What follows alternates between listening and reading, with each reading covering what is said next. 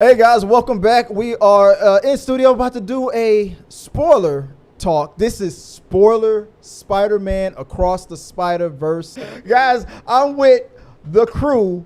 We're gonna get into some great stuff right now, but I'm gonna personally introduce to you who should I start with here? Let me go full mass here. Let me go full screen and get everybody up here real quick. All right. Well, I guess we'll start to my immediate left. We got the Fusion Haa Podcast crew here with us. Introduce yourself and let them know where they can find you online. This is Jeremy, want to have a Fusion Haa Podcast. And I am Chad, the other half of Fusion Haa Podcast. And joining us via Zoom, we got Ricky Buzz. Let them know where they can find you online as well. Oh, can you hear me? Oh, yeah. Yeah. Just introduce yourself real quick. Yo, you can find me on Twitter at Buzz_QS. Awesome. All right, guys, we're going to get into this Across the Spider-Verse spoiler talk. Let's talk a little bit about what we thought about the movie, our theories on what's coming up, all that good stuff. There's a lot to talk about. All right. Okay. I guess let's go around. How'd you feel about this movie overall? You just saw it. This is the greatest Marvel movie out of all the new Marvel movies. It's the best. And I thought Guardians of the Galaxy 3 was up there, but to me, this surpasses that. Oh, really? Yeah. I really love it. Man, I love this movie so much. And what about you? How'd you feel about I literally watched it like hours ago. It's a masterpiece for me. I dig it. I really dig it. And it was some lines in there kind of got me like, Yeah, it was a good movie, man. Let me put the sound up because you already started off with the magic word. Like this is the first time here in the studio. Yeah. So he doesn't realize that he said the magic word. Oh, He said for me it's a masterpiece. So For me, anytime somebody says for me, like a Kardashian, I feel like for me. Oh, don't be calling me no Kardashian, dude. Jeremy That's- Kardashian, baby. Oh, God. What about you, Rick? How did you feel about that? You've seen it more than all of us. How many times have you seen this movie? I saw it 3 times. Dang, man said three times. times. Oh, my God. Overall, so you hated it, huh? Yeah, I went to go hate on it. No, I thought it was good. Honestly, it surpasses the first one for me. For what? For who? for me, I get everybody with that because that's a common theme. Everybody always says it, and I know Ricky can't really hear it, but I'm gonna make sure that sound gets to you. So every time I push that for me button, here we go. Let me get this fixed up. There you go. Oh, man. So now you should be able to hear it. So I think for me it was good. for me, Hey, you have to say for me because you be like, you talking for everybody, you gonna get in trouble. You don't want to speak for everybody else. Yeah. So, well, like I said, we're here in the studio. I try to keep the fan off when I'm doing the show, but I already knew that with the three of us being in here, I know it's gonna be hot. Yeah. I'm a sweater. You gonna see my towel. So we just gonna be like just like we at church. I'm like, there's a Spider-Man somewhere. Hallelujah. Praise Spider-Man. How you feel about that? That Miguel going across the mountain. Yes, sir. I really enjoyed this one. I was on the fence when I first saw it. Like, was it better than the first one? The second time I was like, no, yeah. I think I feel like for me, the music was definitely, the soundtrack was better than the first. That soundtrack from part one was Man, better. so that was done by Metro Boomin. Yeah. So You can tell. So he did that soundtrack, and I don't know if you heard his last album, but it's fire. So Yeah. that's definitely gonna carry over into this movie. Yeah, It did. I just felt like it. The first one a little bit was the first soundtrack was a little bit better, but this movie overall was better. It was superior to the. And people are asking like, not only is this like the best of those two movies, like is this the best Spider-Man movie of all time? Other people are like, is this the best comic book movie of all time? Where are you got? Who's on that one right there? Like comic book movie of all time. Is it the best comic book movie? It's up there. Is there anybody It's up there. Ricky top is 3, top 5 somewhere. it's top 5. Gotta it's be top, yeah, definitely yeah. top 10, guaranteed. Yeah. Oh, hell yeah. Absolutely. Ricky, is anybody here on the panel? Is this the best comic book movie of all time? In your opinion? For Spider-Man or No. just comic book movies Comic in book general? movie. Oh, it's top 3. Top 3. All right. Yeah. Top 3 for overall comic book movie. All right. Yeah. Spider-Man movie. Who here thinks this was just top 3 or top 5 or the best? I think, honestly, if I'm really thinking about it, oh man, because whatchamacallit, Marvel? I didn't warn him about my sound effects. I can't remember the last Spider-Man. I don't know why the movie's escaping me. But Far From Home? Far From Home, yeah. That movie was incredible. With all 3 Spider-Man being in the same movie, that's something. That's how my wife felt But about this it. was all the Spider-Mans in the This movie. had every Spider-Man. Every damn Spider-Man. You know a what? video game was in there. Yo, right? You know what? I'm gonna say it, man. It's the Top best 3. Spider-Man. It's the best. It's the best Spider-Man movie. Yeah. It's the best. Wow. It's deep. Yeah. Okay. So It's the we best definitely. I still gotta wait and figure that out. Like You gotta let it marinate, huh? I gotta let it marinate. It did so much. And I'm probably and I'm trying to regulate myself. Am I just on high because I just saw it, or is it actually the best Spider-Man movie of all time? Well, didn't the last one win an Oscar? The last one, for best It's a actor. shoe-in. Oh no, this was gonna win. It's a shoe-in. I don't care what cartoon was about to come out. Yeah, Go ahead and just sit it out. because after Into the Spider-Verse came out, then I think Puss in Boots copied that style. They're like, we gonna do ours just like that. Yeah, I'm about to say, the Puss Boots came out. I mean, they did that. They mimicked that art style, and I remember before the first one came out, people looked at the trailer and looked at the style. They were like, they didn't know how to take it. Like, you're gonna try to bring a comic book to life. Or like, I get it, but how is that gonna look on screen? And then when we saw it, we were like, damn, that was great. And in this one, we were, damn, man. good. So I don't know if you guys heard, but the chase scene. Oh yeah, it took them 4 years to animate that. I just read that Haley Steinfeld said that she read for that movie 4 years ago. Yeah. They had this in the can 4 years ago. Wow. So the second movie already ready? No.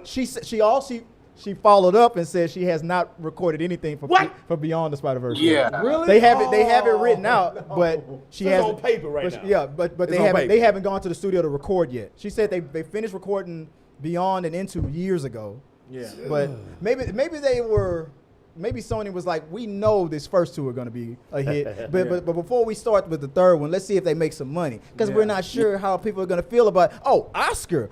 Damn. Money. Okay. Green light that third one. We just throw money at it. I felt like after the first one was such a hit, Sony was probably like Tyrese from Fast and the Furious. We hungry. Hey, let's get that third one out. We hungry. You said y'all think it's gonna come out in March next year, or y'all think they're gonna push it back? They said it was supposed to be coming out in 9 months, right? What? Yeah. Really? 9 months. Yo, we don't have to wait. We don't have to wait. Okay. Because I was like in the movie theater, like, when is it coming out? I gotta wait a year. I also saw like the next Call of Duty on Instagram that this is the fastest Marvel sequels that ever come out, like back to back. So it's the fastest that Marvel's or Marvel related movies ever had their sequels like coming out back to back. But okay. So overall, we're like it's in the top 10, top 5, top 3 overall. One of us said best. It was good. I think it's a consensus of all of us. Well, did you say it's top 3 for you, Ricky? Yeah. Okay, so I think as a whole, it's in the top 3. And I don't know you're not in studio with us, but don't let us take over. Anytime you want to interject, just tell us to shut up. We'll you don't have to raise your hand. We good. Because I know sometimes it's hard to kind of like jump in. When you're not in. But anytime we got you. All right. Let's try to go down as best as we can remember. Okay. Let's try to go down. Y'all 2 first, because y'all the ones that seen it like later. Yeah, I see. Earlier, I should say. In the movie. Okay, so the movie starts off. We're with Gwen Stacy when she's beating those drums up and kind of like recapping like her situation. We go deeper into her backstory. Okay. And that had me. I was wondering how. We already had a great backstory, Spider-Man story with Miles. What is? Because I didn't read the comic, but I'm like, what kind of suffering could Gwen have gone through? But that with her father, and being accused by your father of killing your best friend. Damn. Yeah. Like, I read the Gwen Stacy, the Spider-Gwen comic. And it was very accurate when it came to the comic. And seeing that hurt in Gwen's eyes when her dad accused her, like looking at it in the comic, I was just like, oh my God, they got this. They nailed this down so well. And just her story of her becoming, well, they kind of touched on her becoming Spider-Gwen and things like that. But her being in the band, extremely accurate. I was able to hear it, unlike with that crazy issue that they had with the sound in the movie. But yeah, they did a great job establishing Gwen Stacy as Spider-Gwen. They really did. It was much needed because she was a very integral part of this movie. So happy they did that. I agree. I thought I thought the Uncle Ben thing and the fact, and whatnot was, and with Miles with his uncle, with his uncle, but to be in a situation where, and we've seen Peter being accused by cops and having his run in with the law and stuff like that before, but damn, could you imagine if Aunt May was like hunting Peter Parker or something like that? Yeah. That's kind of how I felt. Looking at it. I mean, it was. Exactly, because I don't know where Gwen Stacy's mom is at. I'm assuming she's probably passed. She wasn't involved in the storyline at all. We didn't even mention. I don't even think she even mentioned her mom in either movie. No. So I don't know if you know what's going on with that in the comic book. Is she still? So I haven't read all the Spider-Gwen comics. I've read maybe 6 or 7 chapters, and I'm not entirely sure what happened with her mom. Okay, but I'm sure somebody knows. But in part with Spider-Man, she's probably dead because we know how. How Spider-Man. Well, you remember the movie said there's got to be a sacrifice for this. For this, So Miguel said, and I was like, "Damn, Miguel, you selfish in the mug." God damn. But we got Gwen established, and we got that backstory, and that was great at the beginning. Then we got right at the beginning, they knocked that out.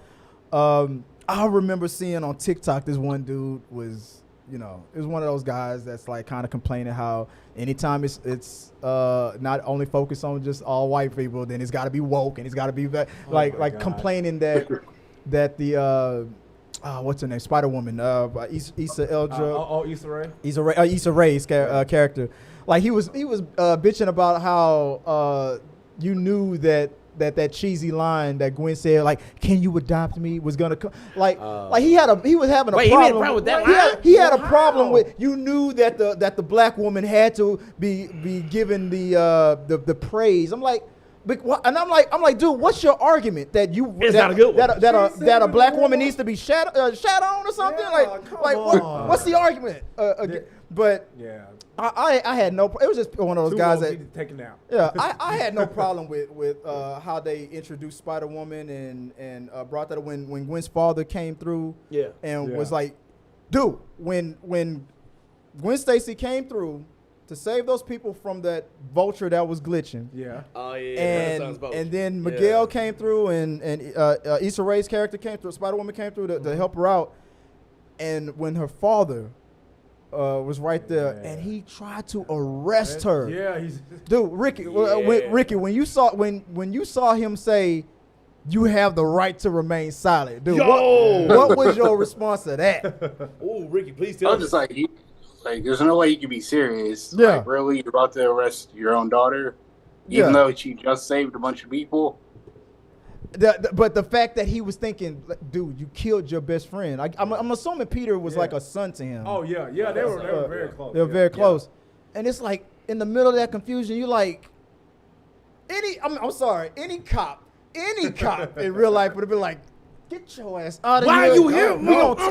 Get your ass out of here. We're gonna talk White, about black, this later. Latino don't matter. They get the hell out. Even if I did think she had something to do with that, nepotism would have kicked in. Like, dude, he's damn, he a cop. Like, damn, my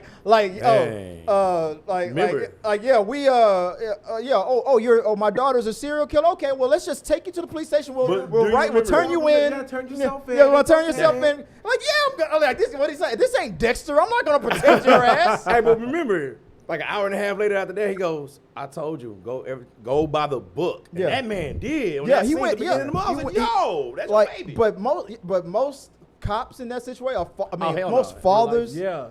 I mean, it just made me feel like, okay, he's a true blue cop. So I thought he was a dead man with the whole conversation with the cannon effect and stuff. I was like, this cop is so by the book. Oh, he gotta go. He's gone. He's gone. Yeah, oh, yeah. I thought he was in it. It looked like it broke him when she unveiled the mask, and I thought he was gonna turn straight villain. He was rebooting, like he didn't know what to do. He's like, I was like, well, he's the new Green Goblin. What were you about to say, Rick? I was confused by the whole thing because it's like Peter Parker turns into the lizard, and it's like no witness came out and said, "Hey, a lizard attacked our prom," and Spider-Woman right? It's just like, oh nope. It's like, oh no, yeah, you in villain. that world. Well, when you got J.K. Was it J.K. Rowling? Is that the Harry Potter. playing, no, not J.K. Rowling. J.K. Simmons. Oh yeah. When you got J. Jonah Jameson constantly give me pictures of Spider-Man. beating you up in the press. It don't matter how many people you save. Like arrest that motherfucker right now. I don't give a damn. I don't give a damn how many babies she saved. She guilty. So that you got the right to remain silent. You talking about him being broken? That instantly broke her. Oh, absolutely. She shattered. That pissed me off. You can see. And before I forget, there was something I said to my wife about this before she saw it, because she's not really into that much animation.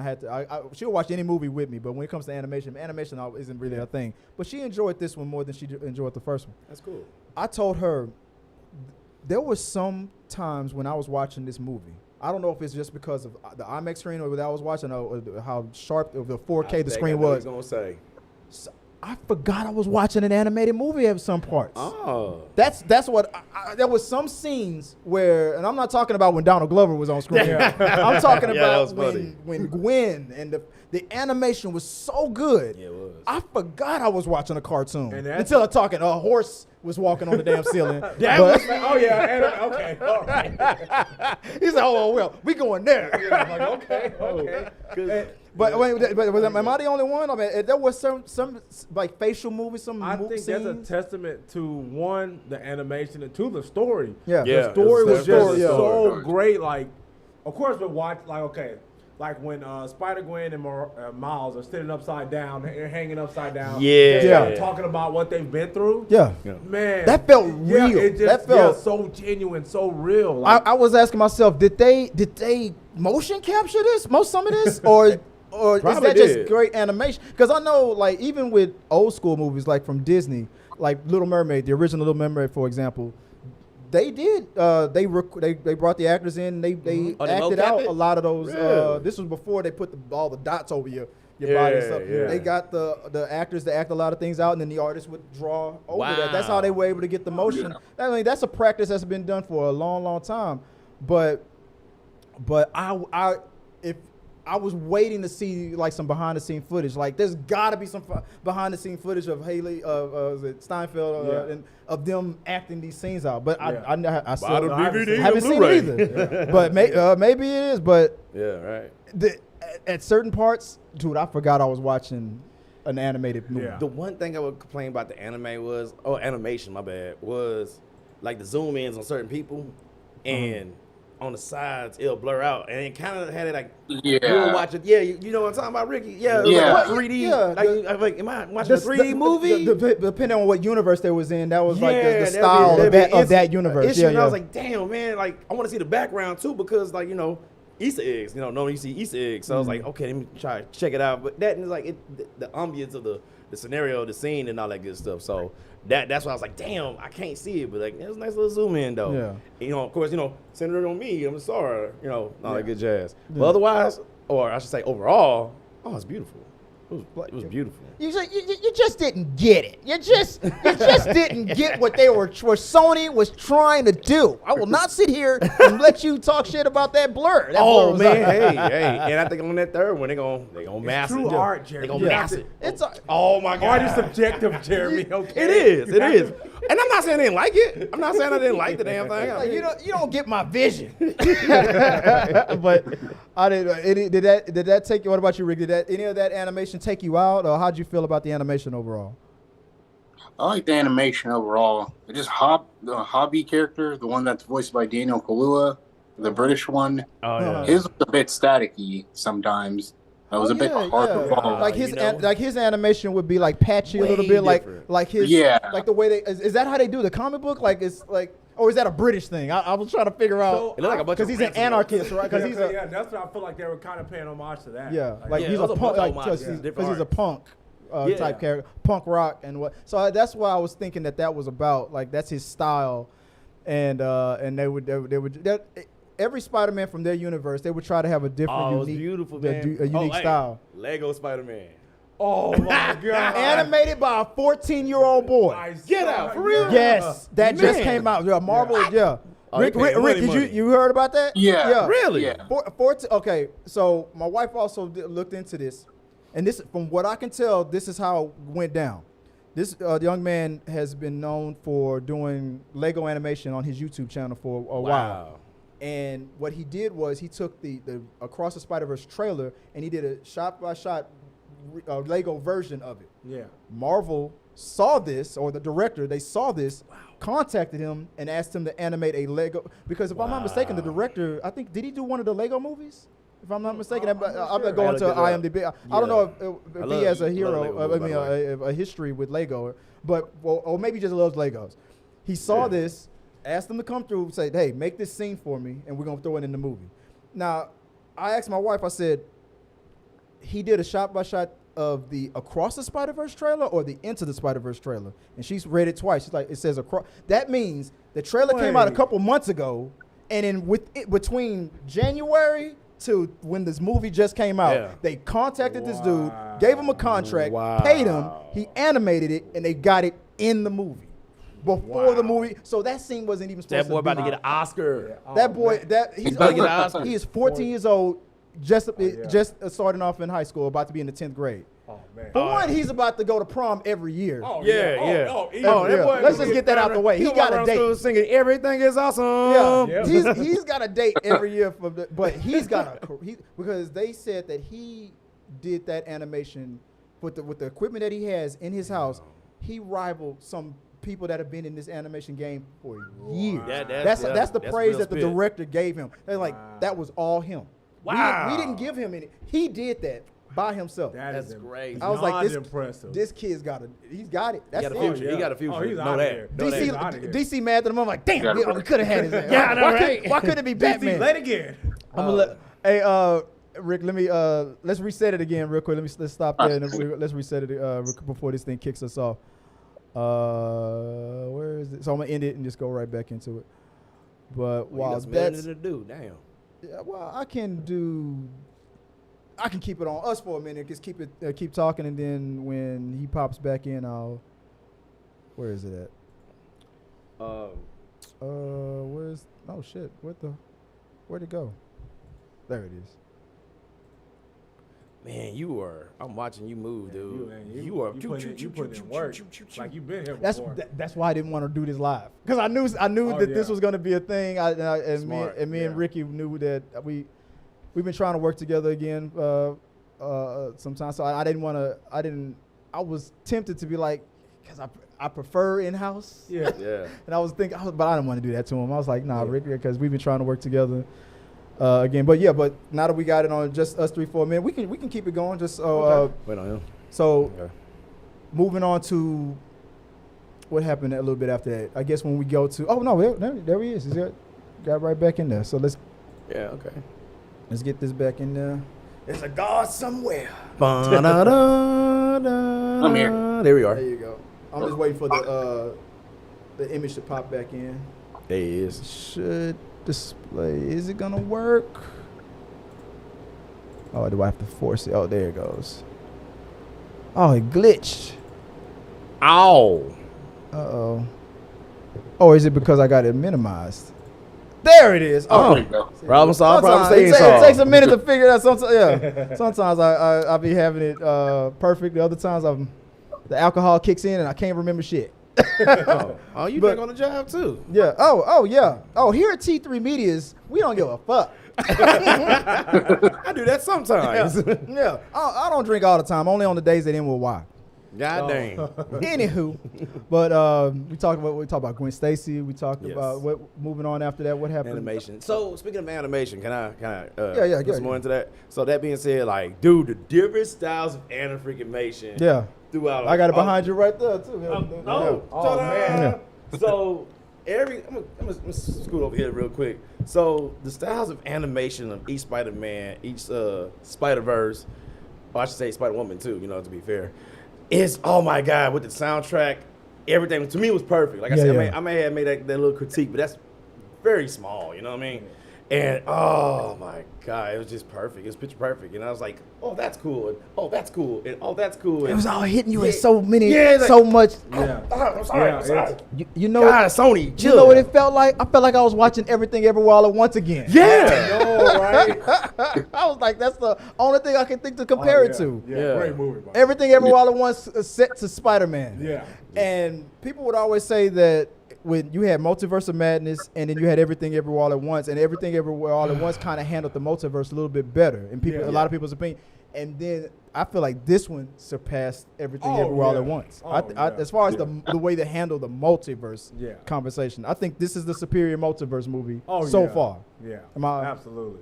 But let's go move on to the story moves along, and when Gwen finally breaks the rules and goes to see her boo. She gotta go see Babe, man. She gotta go. She went to go see Babe. I noticed something different because I like the way they threw that scene in. Like that was the ending scene of Into the Spider-Verse. Yeah. And that was, and I thought it was going to be at the beginning of Across the Spider-Verse, but that was like a little bit like 20, 30 minutes into it. Yeah. I noticed a difference between both of those scenes. What's that? Mm-hmm. And Into the Spider-Verse, he was wearing an all white tee.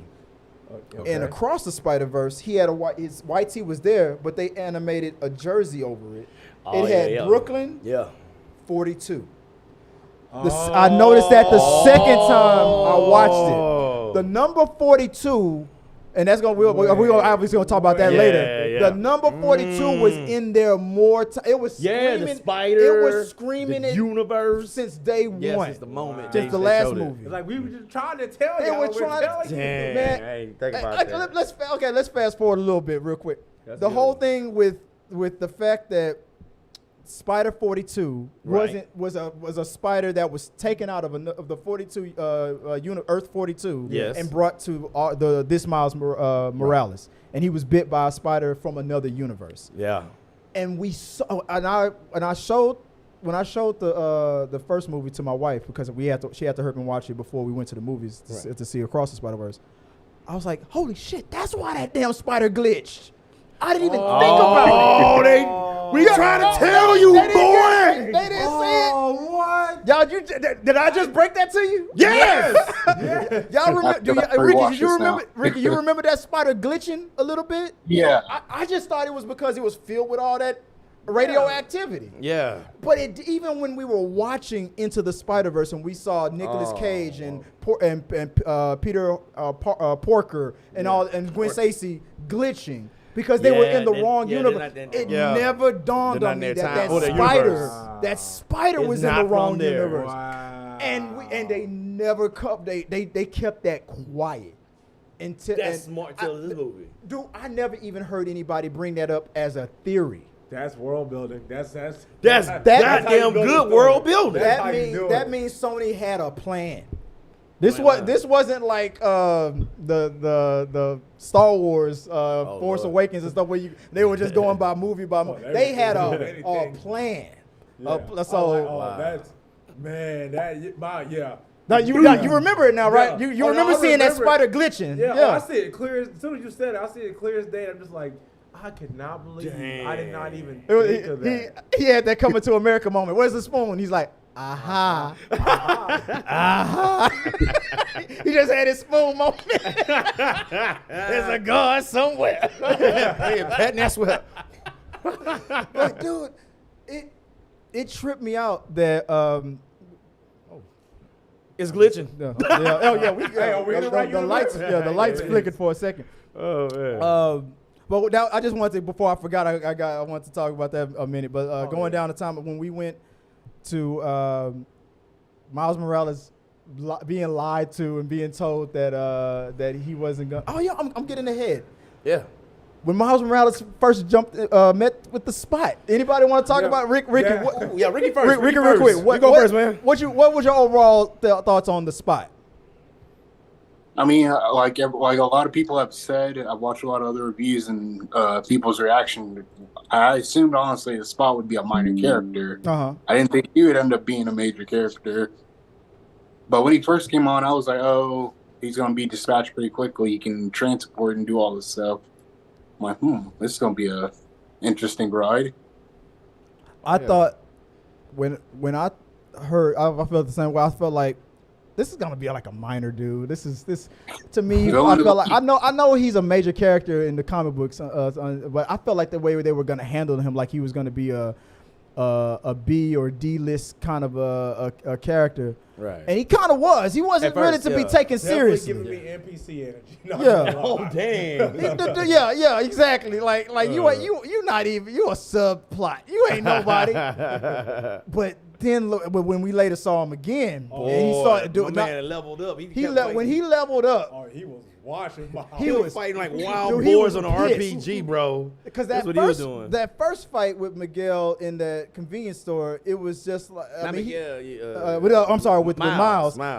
He was like, haha, I'm your nemesis and stuff. Yeah, but it felt like he was trying to convince himself that he was bad.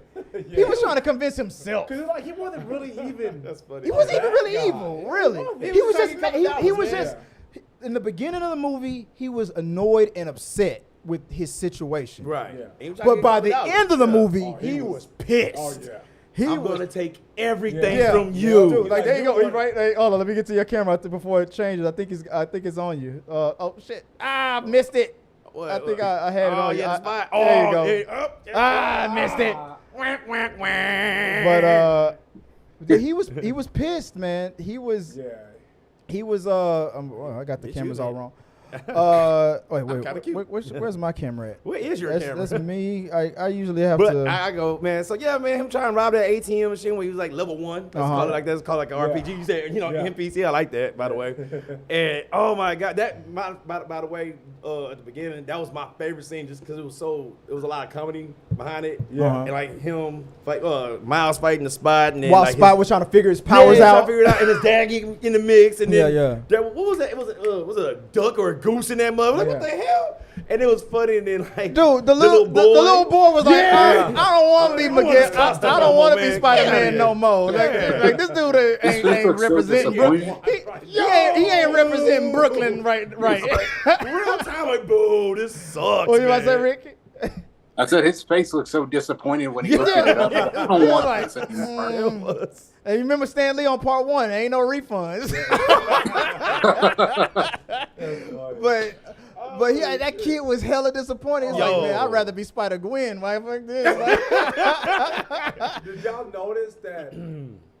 No. So the fight between the Spot and Miles in the beginning, it actually kind of mirrored the fight. Well, basically Miles trying to understand his powers. Like the first one, yeah. I thought that was a pretty cool comparison. Like the way Miles is trying to figure out his powers, he's still, even like in the Spider-Man game, the Miles Morales Spider-Man game, he's swinging around and doing things. Yeah, like it was slow. He's still trying to figure out his powers, but the Spot was the same way, but he just was a lot worse at it than it was pretty funny, man. It was but that was typical Spider-Man if you think about it, because all of them. It has that humor that Spider-Man has, of course, but also the amazingness and all the amazing, but like basically it has him figuring out his powers and Spider-Man being Spider-Man. You ever notice like through video games or the movies, like even like what's his name, Topher Grace, it's always like that. It's like every Spider-Man, even some villains, it's like they go through their trials and tribulations of like learning their abilities, like fly, And Miles like accidentally going invisible, or he's like using his electrical powers. By the way, we made this joke earlier, right? It's like every black person, like who's a superhero, have electrical powers apparently. That is true. Somebody made that joke, And I was like, That is true. Though. Why do Miles Morales, Black Black Lightning. I remember reading or hearing something that they explained why they did that to black folks. But I have to go look into it again. But yeah. But because we're electrifying. That's why the Rock is the most electrifying sports entertainer in wrestling to this day. You know, there you go. He's half black. Yeah. But and even Miles, they gave him electrical power. But we moved on from when he met with the Spot and how he that line. He was like he told the shopkeeper, like, he's like, hey, you mind if I take this, bro? He's like, hey, you grab this dude. Yeah. It's on the house, brother. Yeah. And then when he didn't get him, he was like, hey, you gonna have to pay for that. Hey, you sucking right now, dog. I'm gonna need that money yesterday. Hey, right now before you leave the store. You definitely got to pay, man. Like that reminded me of how Ant-Man got treated. At the end of the movie, it's like at first it was like your money's no good here. Then it was like, yeah, that's gonna be $3.99, man. Plus the tax, and the New York tax ain't cheap, I bet. Yeah, that had me laughing. But when we finally got into the mix and they learned that Miguel, when we met Miguel, that he did not want to bring Miles in, and they kind of kept on the wraps for so long, about why. Yeah. That was a long. I was like, it was a long time figuring out why he didn't want Miguel in, and then when we learned why later, but the introduction of Miguel, we went through a bunch of different Spider-Man, but the introduction of Miguel overall, Isaac, Oscar Isaac. Oh yeah. Oscar Isaac playing Miguel, which would be he's the first actor in history to play 3 different Marvel characters. Oh yeah, he's really? Apocalypse, Moon Knight, Miguel. Well, we don't count Apocalypse. Man, he hates his Apocalypse. Y'all can if y'all want. Man, he hates his Apocalypse. That's not Marvel. Bro. That's Marvel. Yeah. I don't know what that was. He hates this Apocalypse, bro. That was the before time. But let's get our thoughts on Spider-Man 2099. Oh, especially that slow ass descent. He's level 99. Yeah. God damn. So I know we're talking about Spider-Man, but what was that movie? Why can't I think? Oh, Black Adam, right? Yeah. So Black Adam, I don't know what y'all thought about it, but the one thing that I wish Black Adam would have done, this movie did. So they focused on Miguel being the villain. Because to me, he was a villain of the movie. You think he's a villain? I wouldn't say antagonist. Antagonist. Yeah, he was the antagonist. He's the antagonist of this movie. I wish Black Adam would have did that instead of bringing in that random villain out of nowhere. Yeah. But that's what I loved about this movie is that it's great writing. I mean, he's trying to do the right thing. He really is, because he's just trying to keep the correct order. He saw the mistake that he made. Right. So he's trying to correct it. But Miles being Miles and saying, hey, you can't tell me my story. This is my story. A 15-year-old boy, I get it. You can't tell me what to do. And you know, because I was just sitting there earlier, a couple hours before we came here, I was talking to Chad, and I said, man, I see a lot of myself in, I forgot his name now, Miguel. Yeah. And the reason why I say that, because it's like, I'm trying to do that with my son. A lot of this movie I relate to as a parent, you know. Yeah. And we all, Ricky, you a daddy, man? Oh no. He's like, don't put that boot. Don't put your that pull out. Your pull out Ricky game must be impeccable, then, bro. But anyway, so yeah. that being said, you know, we all fathers, and I kind of see myself, but you know, in like some of the there go Miguel right there. Yeah, there it is. Some of the pieces of the movie, but like, if I would have done something like he did, because like I said, what he did when he explained it finally, he did something selfish. He did, you know, Rick from Rick and Morty stuff. Like I replaced the dead me. And you know, lived in this universe, but then that was a mistake, and he killed everybody. And he's like, man, I can't allow this to happen again. So that's why he's like, yo, he's fuck that. We gotta, He's in his convictions. He's like, I've seen the universe get destroyed. I can't let it happen again. Like he's driven by the fear of that. Yeah, he became the leader. He's like, no, bump that. Any of y'all do this, I gotta stop y'all. Yeah. No matter what. Maybe this is about the Spider-Man 2099 character. The camera zoomed in on something that they, for a split second, that they did not really go back to.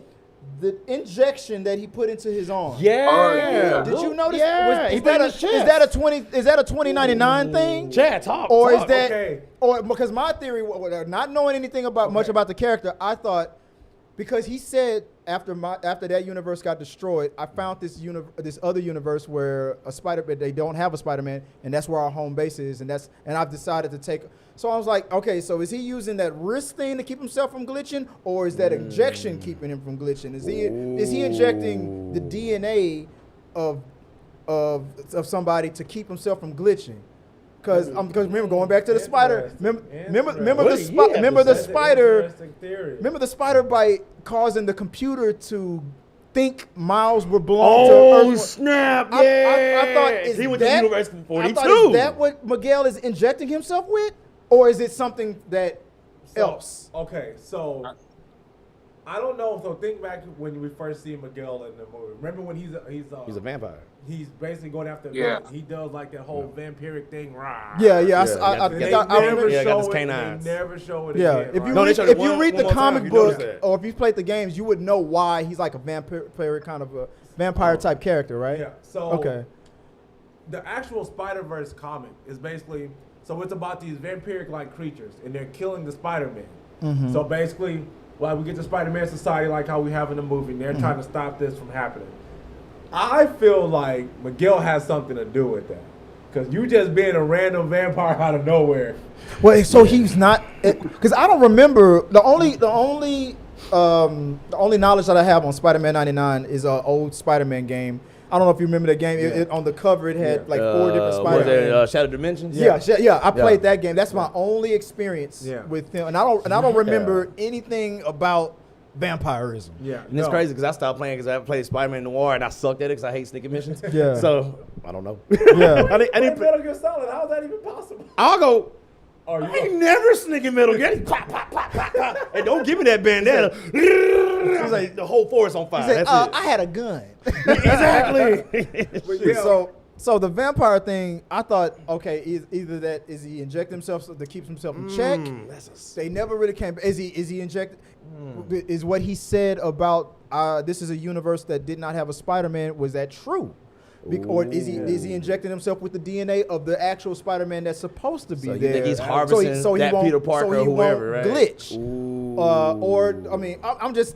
Yeah, I mean, what about you guys? Yeah, so I still stick with the theory that I feel like we're gonna see these vampires somewhat come up in the next movie. Yeah. Because there's no way you show this man being a vampire and then not come back to it at all. And never show it again. So, because that's what happens in the comics. Like I said, these vampiric-like creatures are killing the Spider-Man, taking their essence, their spider DNA, they're feeding on it. So basically, your theory about when you said Miguel was the villain at first, and then I kind of was like, antagonist. You think it might be a chance that he's going to be the villain? I think there's more to Miguel than we know. You think ultimately he's going to be the villain? I feel like Spot he's not in-game material. No. I think he's the catalyst. He's the threat. He's a threat. He's a threat. He's vengeful though. He's very vengeful. What about you, Rick? Yeah, Rick, you gotta talk, bro. What do you think about this theory? Miguel, villain or just antagonist? Smoke, bro. Come on, smoke this smoke. Well, no, when he injects himself, you see like a little spider symbol pop up real quickly. Exactly, there was a spider symbol on it. So I thought he was injecting himself with the DNA of that universe's Spider-Man. I gotta watch it again. God damn. That is crazy. Or somebody's DNA. So why? But I'm thinking like, why would you do that if you have that thing that can keep you from glitching? Maybe. Then. Well, you can't risk the battery dying while you're going to sleep. Or that's just a backup. That's just a backup. A long way to wake up. Oh, still goddamn. You know. Yeah. Right? Oh man. But I think maybe it's a backup. But damn, that's smart. So if in that, which brings me to my other theory. Okay. Miles should not have glitched. I mean, I understood for the sake of the story that it was like we didn't know he was in the wrong universe at the end until he glitched for the first time. Yes. But if the computer thought your DNA was like so said, changed, that from the spider bite, I felt like if the computer was like your DNA is so in line with Earth 42, maybe why should spider powers for that universe, bro? Yeah. What spider powers. Think about it. Okay, so if Spider from Universe 42 bit you, maybe it goes based off of your Spider-Man powers from that universe. But something to, I get what you're saying, but I just feel like the computer looked at his DNA and was like, your DNA is in line with this universe. But maybe it's based off powers though. But if you Spider society, bro. Is a spider doing it too? I'm just saying. Maybe. I know. It sounds weird, but you know, because the spider glitched when Right. it was in the wrong universe. right. The computer, he was bit by that universe's DNA, and the computer thought he was from that universe, that Earth. So either I have two theories. Either, here we go. either he's gonna keep glitching, and I'm just overthinking it, or eventually his DNA is like, you know how, remember on Man of Steel, where when he was a kid, he had to get used to Earth's atmosphere. He couldn't, he had asthma almost. He couldn't breathe, and then by the time he adjusted, he had years to adjust to Earth. I think there's a chance that Miguel is right, or right and wrong. Well, that Miguel is right, and that his universe, that Miles' universe could get destroyed. And he's gonna have to become the Spider-Man of that Earth where he's at right now, because he kind of technically they took away that He said he's dead for what he said. Yeah. Well, I'm just quoting. I'll tell you exactly what. And he's gonna have to stay there because I'd rather be in my universe is now destroyed. In this universe, my dad is dead, but at least I still have my mom. Either he's gonna become the Spider-Man of that universe, or he's gonna convince that his other self to be good, or he's just gonna leave and like deuces, I'm out. Get me out of here. I'm open to one of those theories. Okay. Am I Ricky? Am I off base on this? What do you think about? What theories you got? Or do you think that he's just the Beyond the Spider-Verse is going to begin and he's just going to get out, escape, and just leave, and we're never going to come back to that universe? What do you? Or do you think I my think he's gonna theory is probably on the try money? to get out. Probably try and get out of that universe.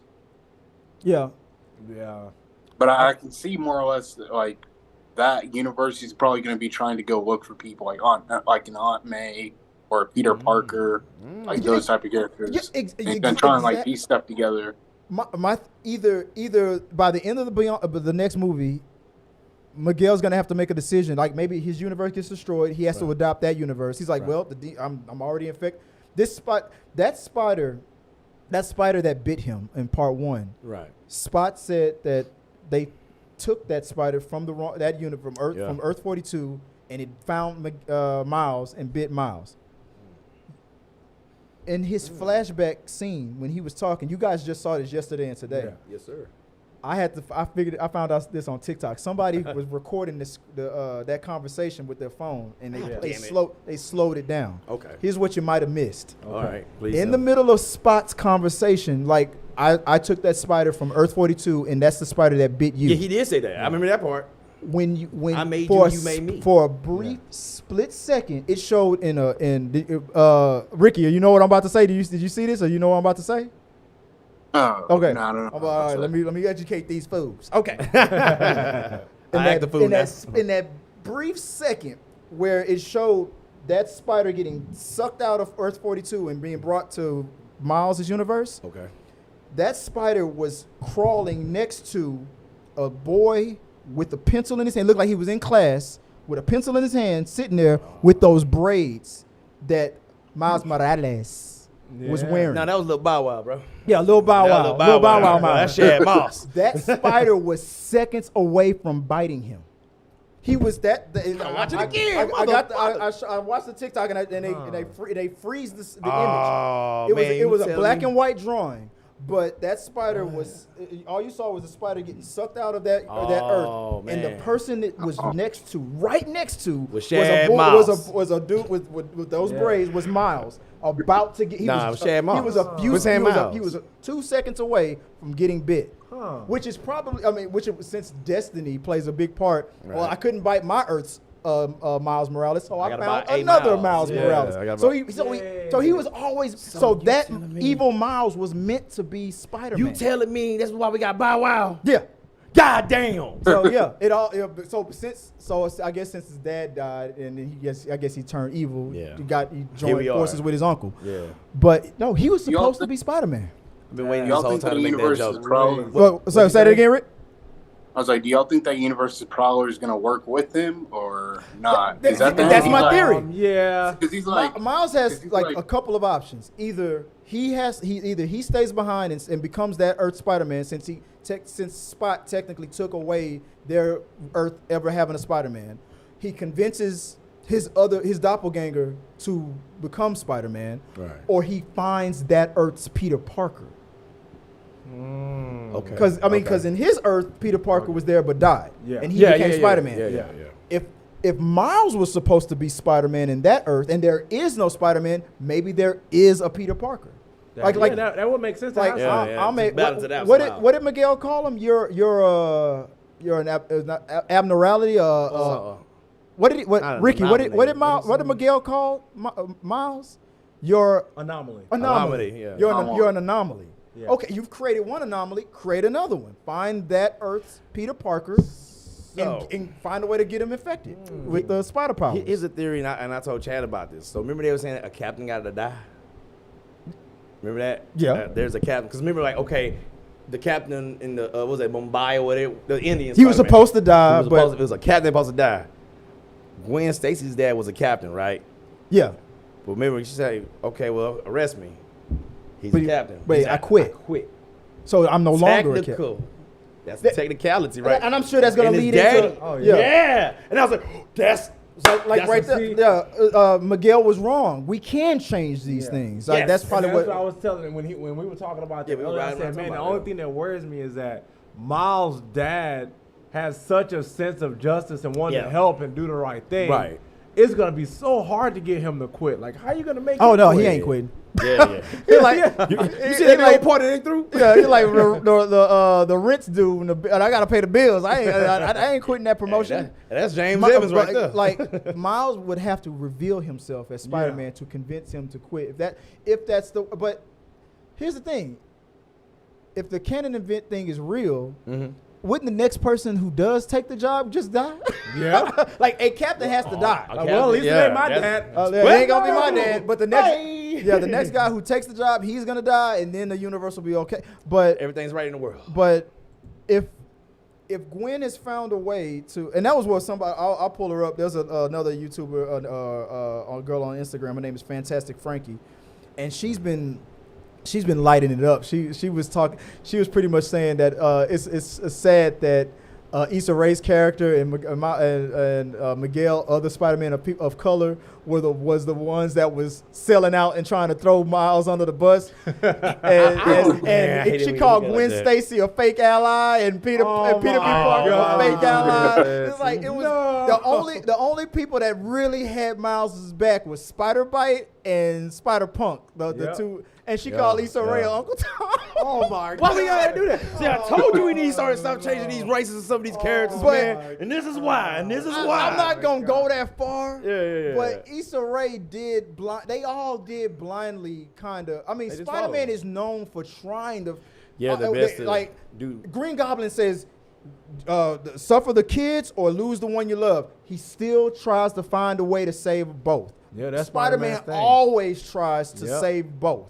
You give him a choice, he's going to try. Yeah. But almost every Spider-Man in all the universes, they all were like, nope, Miguel's right. Yep. I was like, really? And they probably already witnessed that though. That's what I'm thinking too. Like, but at least a few. Ricky, am I wrong about that? They all, but based on Miguel's word. I'm gonna play devil's advocate. Based on his word, did any of these other Spider-Man see that universe I know. destroyed? Only Miguel, and I'm gonna tell you why. Look at the end. Mm-hmm. Remember old girl, the black girl, and then Spider-Man Noir and another ones towards the end.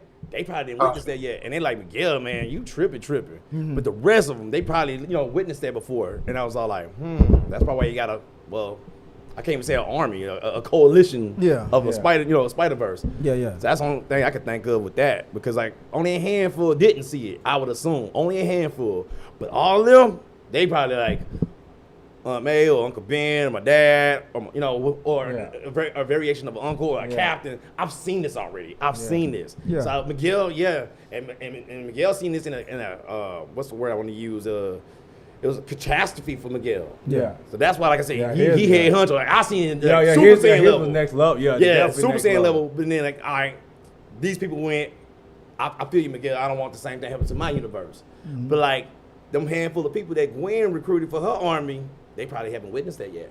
Yeah. I mean, that's a theory I have. But they also have a belief in Miles, too. Yes. And Miles has done so much. They're like, we have to save Miles. Yeah. We can't just leave Miles out here stranded in another universe. Even though it is his own, we can't leave him stranded. So we have to go save him because Miles has done the impossible once already in the last movie. Yes. I would think even if Miguel was, upset with Miles and all that stuff, that when they figure out that they accidentally sent him to the wrong universe, they got to go. But obviously, it's going to be the core group from Into the Spider-Verse that's going to be the ones that go get him. Right. I believe that even if Miguel, I'm going to say Miguel, even if Miguel was the only person who realized that he accidentally went to the wrong universe, that he would try to go get him and help him out. But he would still try to lock him up because he knows that his mission is to try to stop his dad from being killed. Right. Okay. But so I'm right now. If Miguel is really the villain, whatever hero mask or charade that he's trying to put on, that mask hasn't slipped yet. No, if he has a secret, it hasn't been revealed yet. Oh no. Because I'm with you on that. I think at first I was every time somebody said because you're not the first person to go no Miguel was the villain, and I would be like I pushed back. I was like no, he's the antagonist because he in his heart he thinks he's doing the right thing. Right. But now after I thought about it, I think you might be right. I think it's going to turn with the whole vampirism thing and the secrets and stuff.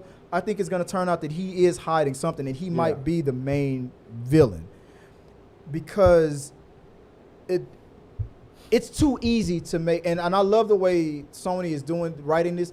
They with the whole thing how we didn't figure out that Spider was from another universe. Yeah. Right. They're throwing it in our faces that Spot is the main villain. He's leveling up. Yeah. He's the main villain. Right. He's too much of he's just angry. Yeah. He's gonna be the thing that the tool or what do they call it, the MacGuffin, to fix everything. I think Spot is gonna be the thing that they're gonna use. Because they did it in an animated series. I don't know if you remember watching that. Spot he helped at the end of the animated series. Like he was like this villain, he's actually the thing that we need to fix everything. And he fixed stuff, man. Because using the same powers and same kind of technology. Exactly. So that's how it was on the movie. So TV show. I think halfway through Beyond the Spider-Verse, it's gonna look like he's gonna level up to the point where looks like he's gonna destroy everything, and then they'll finally talk him down. And then he's gonna be like, okay, I'll apologize. I'll help you fix it. And then Miguel's mask is gonna slip. Yeah. He's like, and no, I'm gonna kill people. It's gonna. I feel like it's gonna be a mystery. The next one. You might be right. He might be the villain. I next see it. But real quick, let's reset again. Dude, I didn't realize we were going through 30 minutes that quick. But it gets like that. When you have fun, that's why it goes, bro. Let's reset real quick. But we have done 2-hour episodes. Oh yeah. It's like whoops. And that's when we talk to people too, man. We have done 2-hour episodes. But I think you might be onto it. You're probably right. He's hiding something. Chad can't convert.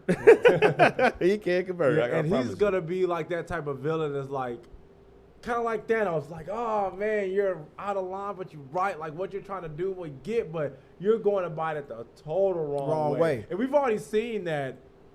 He's kind of selfish in a way. He has the selfish tendency. I mean, he's laser. I mean, it was sad when we saw that flashback of that universe getting destroyed and his daughter disappeared. It was sad, but it's like, but dude, something like that. We've seen this before. When you're in that situation, you're too laser focused and you're blind to any other possibility. Gwen is saying, "I have a gut feeling." Spider bite. Who doesn't know Miles from anybody? It's I have a gut feeling. Everybody's gut is telling them. Like even Peter B. Parker was like, I don't know, man. Like even Peter B. Parker, who was like, dude, I don't even know how I can let you convince me. That's my pupil over there. That's my boy. Way, he's the baddest motherfucker around because he did all that, some high slippers in a pink robe holding his baby, man. That's some gangster shit. That's some gangster shit. Peter B. Parker still holding it down, man. Middle-aged pops. She in a robe with the little baby thing on, just tearing it up. Yeah. He we was were missing the sock too. I don't know if you noticed that. That baby was missing the sock that whole time. I say, because I had a son. I did the same thing with my son. I was trying to get a job and help my baby, and he was missing the shoe. And I was like, oh, fuck. God damn it. So like I told you, I see a lot of myself in this movie sometimes, man. It's crazy. Man, it's fun. I love this movie. I love this conversation. Let me. I'll get ahead of us for Beyond the Spider-Verse again. Okay. Here's my other theory. That Miles being tied up the way he is ain't we know that ain't nothing for him. Oh yeah, we already. We saw him testing the Ricky knows we saw him testing it out. But beyond that, we know why and what he's going to do. You saw it already before Into the Spider-Verse. What did his mentor say?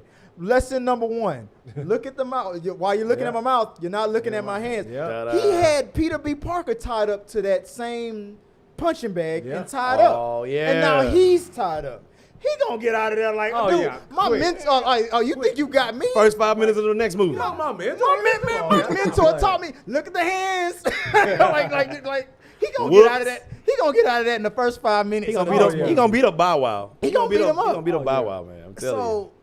I know that Beyond is gonna start off with him just like humoring them, like, and that's gonna be. But that's the question: is he going to somehow convince? Because Evil Miles was like, oh, you worried about that's your dad. He let him know, like, nah, Miles been gone.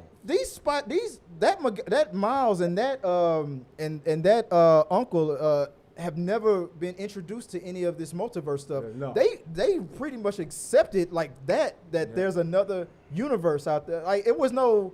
I'm sure we're gonna get into it. You kind of got accepted when your other Miles looking. You got it. Oh, you mean boy? But if it was me, like, dude, if there was another me in my house, I try to whoop his ass too, and I probably tie his ass up. I know why, because he got hair, huh? But exactly, right? Like, give it to me. I'm just messing with you. I'm with you, bro. All right. Give it to me. You gotta go, man. Oh damn! But if the second he said I'm from another universe, I'd be like, I'm sorry, I'd be all ears. I'd be like, damn. And when he said, oh, so in your universe, our dad is still alive, huh? I thought that was the opening. Okay, maybe you might be able to reach this mile. And then the next sentence, nigga, that's your dad. My dad's dead. Like, damn, man, this dude gone. Yeah, he far gone. Like, he didn't even want to entertain any kind of talk. No talk about jutsu on that. So here's my question. Ricky, I'm gonna start with you. How do you think Evil Miles Morales' dad died? Ooh. Yo, his face is priceless. Since the whole like we're shown like a little background of like the city where the mural and all this, it looks like it's crime infested. So probably maybe got shot, responding to mugging or something. I think his brother killed him. That's my theory. I feel the same way. Yeah, it's always close to the family. These things. Yeah, it's always. I mean, he's still. Because it's all about family. He's still giving money to the mom. The mom doesn't seem to know what's going on. Yeah. She was like, I gotta go work another shift, but thank you for this money. Yeah. And he still either Prowler killed when the uncle was Prowler, and maybe that's what made him stop being Prowler. He's like, damn, I feel bad a little bit, but I ain't gonna tell you why. Yeah. I'll let you become the Prowler, and I'll raise you like my son. Yeah. Ooh. When do you think his evil uncle realized that wasn't his nephew? When he saw the braids, or when he hugged him? Probably when he hugged him. Cause he's like, you took your braids, like, man, you uncle, missed me. Like, nigga, I just saw you yesterday. I know you I watched you choke 2 rock wallers this morning. Yeah. Hell no. You like good. Time up. But the whole thing, like, so I'm assuming in their mind, they were like, okay, we got an imposter, this dude. But the second he started talking about, thank you, Jeremy. We got a new subscriber. Appreciate you. He goes, okay, you from another universe. Oh, damn. That's an interesting conversation for me. I'm gonna still have you tied up, but tell me more. Tell me more about So, my other theory. Okay. Is he gonna convince his other half to turn good? Maybe there won't be a Spider-Man in that universe, but maybe the Prowler might be a hero of that universe. or is he gonna have to become the Spider-Man of that universe? See, I like what you were saying before because I feel like Uncle Aaron killed the dad. That's what I feel happened. So I feel like Miles is gonna maybe expose to the other Miles that, hey man, this Uncle Aaron isn't what he's cracked up to be. This is what he did to your dad, and that's gonna maybe be the catalyst to convince that Miles to change. Because I don't see him just changing by being talked to. I mean, that like I said, that spider is showed in that background. That spider was meant for him. Yeah. He was meant to be a hero, according to Spot's flashback scene. So yeah, maybe he's either he's gonna convince his other half to turn good. You convinced us to even stick with that theory, like you said about like how that Miles 42. I'm gonna call him Miles 42. Yeah. That probably kill his dad. I mean, kill his father. I mean, because it's a good ass story. It's like I love our uncle too. Yeah. But before our uncle died in my universe, he was about to kill me. Yeah. So you don't think it's possible that he probably killed our dad? Like, dang, like this dude was a rookie. And you, if you feel like it, if we just get the inkling to do so. I mean, the second. Oh, go ahead.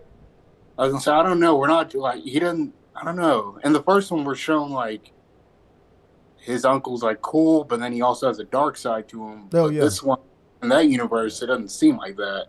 It seems like more or less he could probably build the stuff.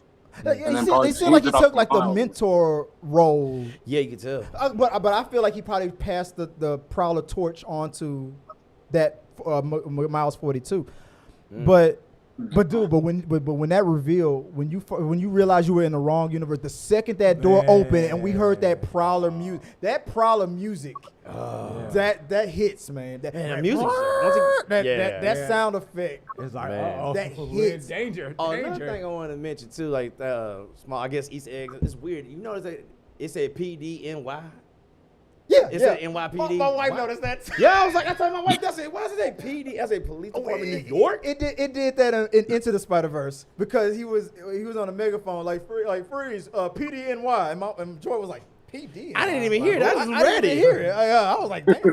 I was like, damn, that's funny. Yeah. Not to get off on topic. They said it. He said it in Into the Spider-Verse, and then I saw it that it was written on the badge PDNY, like backwards ass universe. Well, they spell Coca-Cola with a K over there too. So well, you have to. I noticed that in the comic book when Miles Morales was first created. I bought that Ultimate comic book. They had to. And I noticed that in the Ultimate universe, Coca-Cola is spelled with a K. You had to. Cease and desist. Yeah, because Resident Evil 2, same thing. Yeah. It happened to them. Nick Fury's black.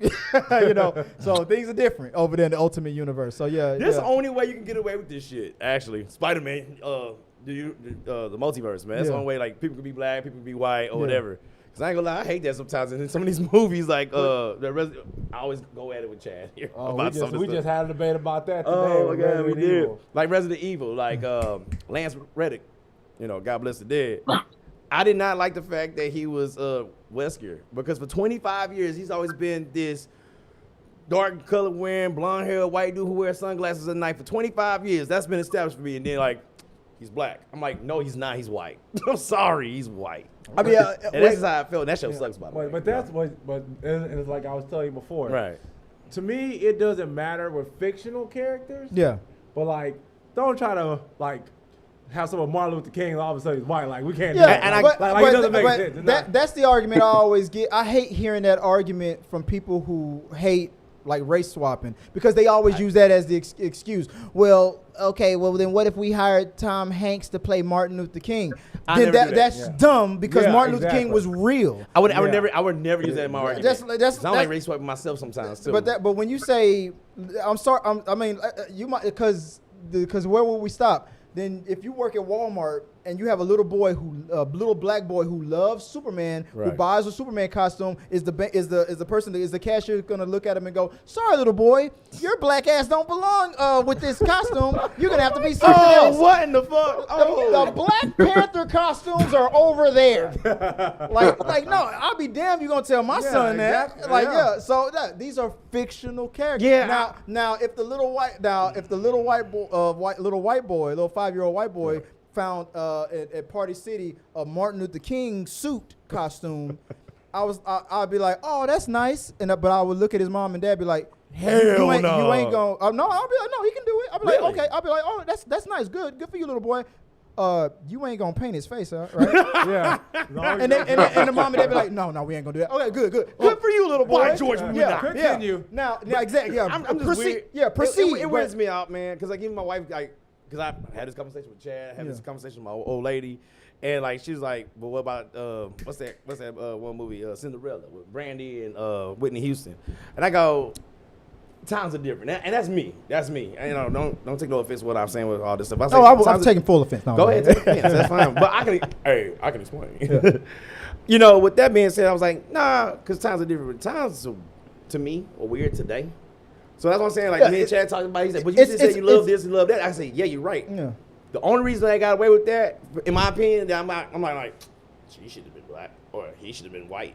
It's because it's the multiverse. So I was like, I'm cool with that. I can't bitch and won't complain. The way they wrote it in is great. I love it. I mean, in Far From Home, they said it.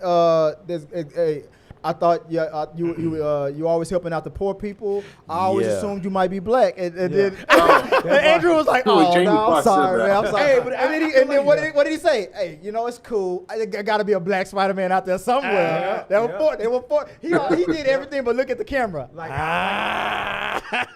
all right, but. So that was pretty much setting it up, like, hey, Across the Spider-Verse coming in 2023.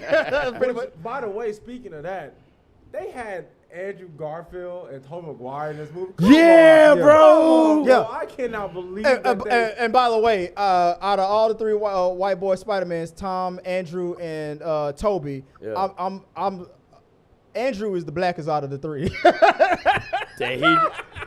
He said this is a show, so he can say it. If I had to choose a black Spider-Man from those, if those were my only three choices, Andrew, that's my black. Because he got the most struggle. His struggle was crazy. His struggle, I know. Toby lost Uncle Ben. Tom lost his aunt, and we didn't see. But Andrew snapped his own girlfriend's damn neck. Yep. He went through some hard times. Yeah. When he was pulling her back up, I swear I felt like he was singing. Days never ending, master got me working. He struggled. Yeah. Dog He the blackest out of all three of them. But man, that's so we. And it's funny that you say that. Saying on topic somewhat, man. I always, ever since I was a little boy, right? I always thought that Peter Parker was a black guy. I ain't gonna lie. And the reason why I say that because I was all like, man, that dude trying to hold a job, he raised by his auntie, his uncle died, his boss is an asshole. He trying to keep a relationship with Mary Jane. That's always hard to do. Like, well, you might be cheating on me, nigga. All that stuff. And his last name was Parker. I was like, he's black, bro. Ricky, like, damn. He's black. Like, they might as well name him Peter Johnson. Or Jackson. Jackson. But dude, Todd McFarlane.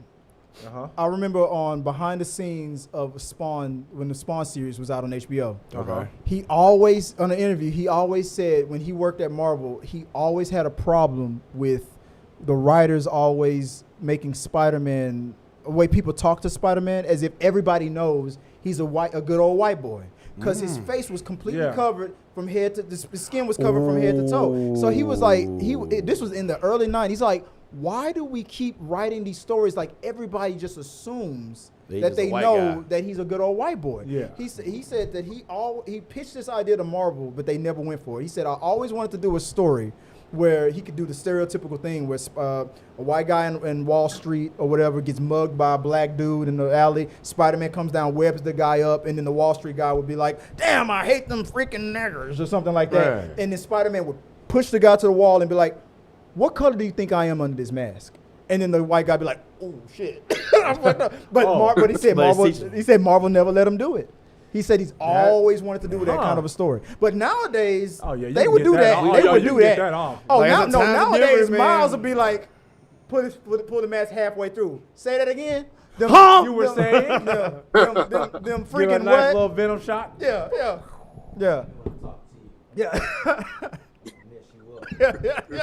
He said, matter of fact, I think this dude does deserve your wallet. Give it back to the bad guy. What's your name?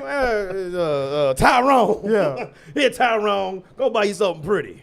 Oh, but Rich motherfucker. Get me moving back on track. Yeah, we show a whole different tangent. What India? Spider-Man of India. That was cool. Was it Portrayal Piakar or I know it was a play on. It was a play on Peter Parker. I can't pronounce that. Say my life. I don't want to be. I I don't Indian want to Spider-Man. I thought I could maybe try. What's his name, man? You got his name? What was his name? You got his name? No, I'd say. Okay, I'm not gonna try to say it.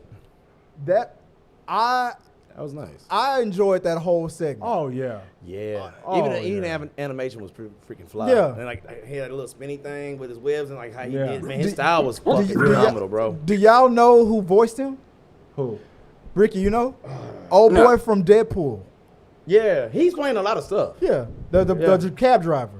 You know he was on for real? the same guy Yeah. that was on Pokemon. The first guy he was hanging with the Indian Yeah. dude when he caught homie caught the Cubone. Yeah. Yeah, that guy. That Oh, whole wow. conversation when he was like, I knew who it was. That's not his was it T's? What do you call it? Was something T? Oh, Chai. Chai T, yeah, He's Chai. like- He's like saying He said TT. You said TT. That shit was funny. Yeah. Dude. I was screaming. I have I was like, look. what? Okay, so in my early 20s, after the war in Iraq happened, I worked for the military overseas in Iraq for Really? some years, and our subcontractors was a lot of guys from India. They subcontracted What, for a lot of people from what India. was it working for? Because For KBR Halliburton. That's what Halliburton, I was- yeah. They call it something else now. Something with a D. I forgot it was Dynacorp. Dynacorp is Yeah. another company. I'm Army. That's why. So I went when I was working over there. A lot of the Indian subcontractors, like they taught us chai, gurum chai, hot tea, pani was water. Like so, when he was talking about, it's not you don't say chai tea.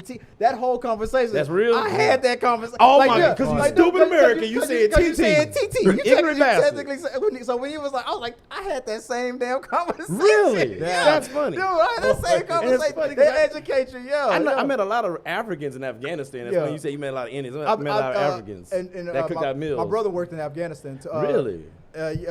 From it wasn't Nigeria. It was Like Somalia? Because I know some Somalians there. it was, too. but there was some there was some foreign nationals from Africa too. But Right.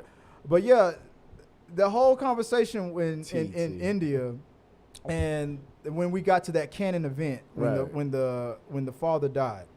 Now Oh yeah. you interrupt, you cause a disturbance. Mm-hmm. Then all those Spider-Man came out like it was like an episode of Loki. Yeah. And they And it started was zapping everything and fixing Yeah. stuff. Yeah. So what? Okay, so if you can fix it, Like- then what we fighting like for? fix it. Like, Well, It- no, it- they over. said they could Movie maybe over. try to fix it. They were They said maybe they'll try to fix it. yeah, Yeah, but yeah. So they were gonna easy. try to sit there and contain it. Right. Okay, so But that's a job, bro. I get why it's like, okay, why cause it? We know the cause of it, why cause it. We got to constantly do this Ghostbuster routine or whatever you want to yeah, call it. You know, I know it'd be a fixer-upper. pain. Yeah, it's not That's a a guarantee. Yeah, job. there's Yeah, not a and guarantee like that you we can said- get all the Spider-Mans Yeah. to come help. Yeah, But or they could fix it. Period. Yeah, So, but I mean, does it take? I get does the it girl. take every Spider-Man with those proton packs to do it? I like how you like took my joke. That's awesome. Proton packs. I was just saying some stupid random shit. That's funny. But I mean, but so if there's a way that you can disrupt a canon event, Right. and I like the fact that they use the word canon. Like Yeah, the way yeah, we that know is it. smart. I was Yeah, that like- was smart. I like, yeah, they listened. Yeah. So, okay, so then why is Miguel ignoring? If there's a chance, then why are you ignoring Gwen and everybody's gut feeling?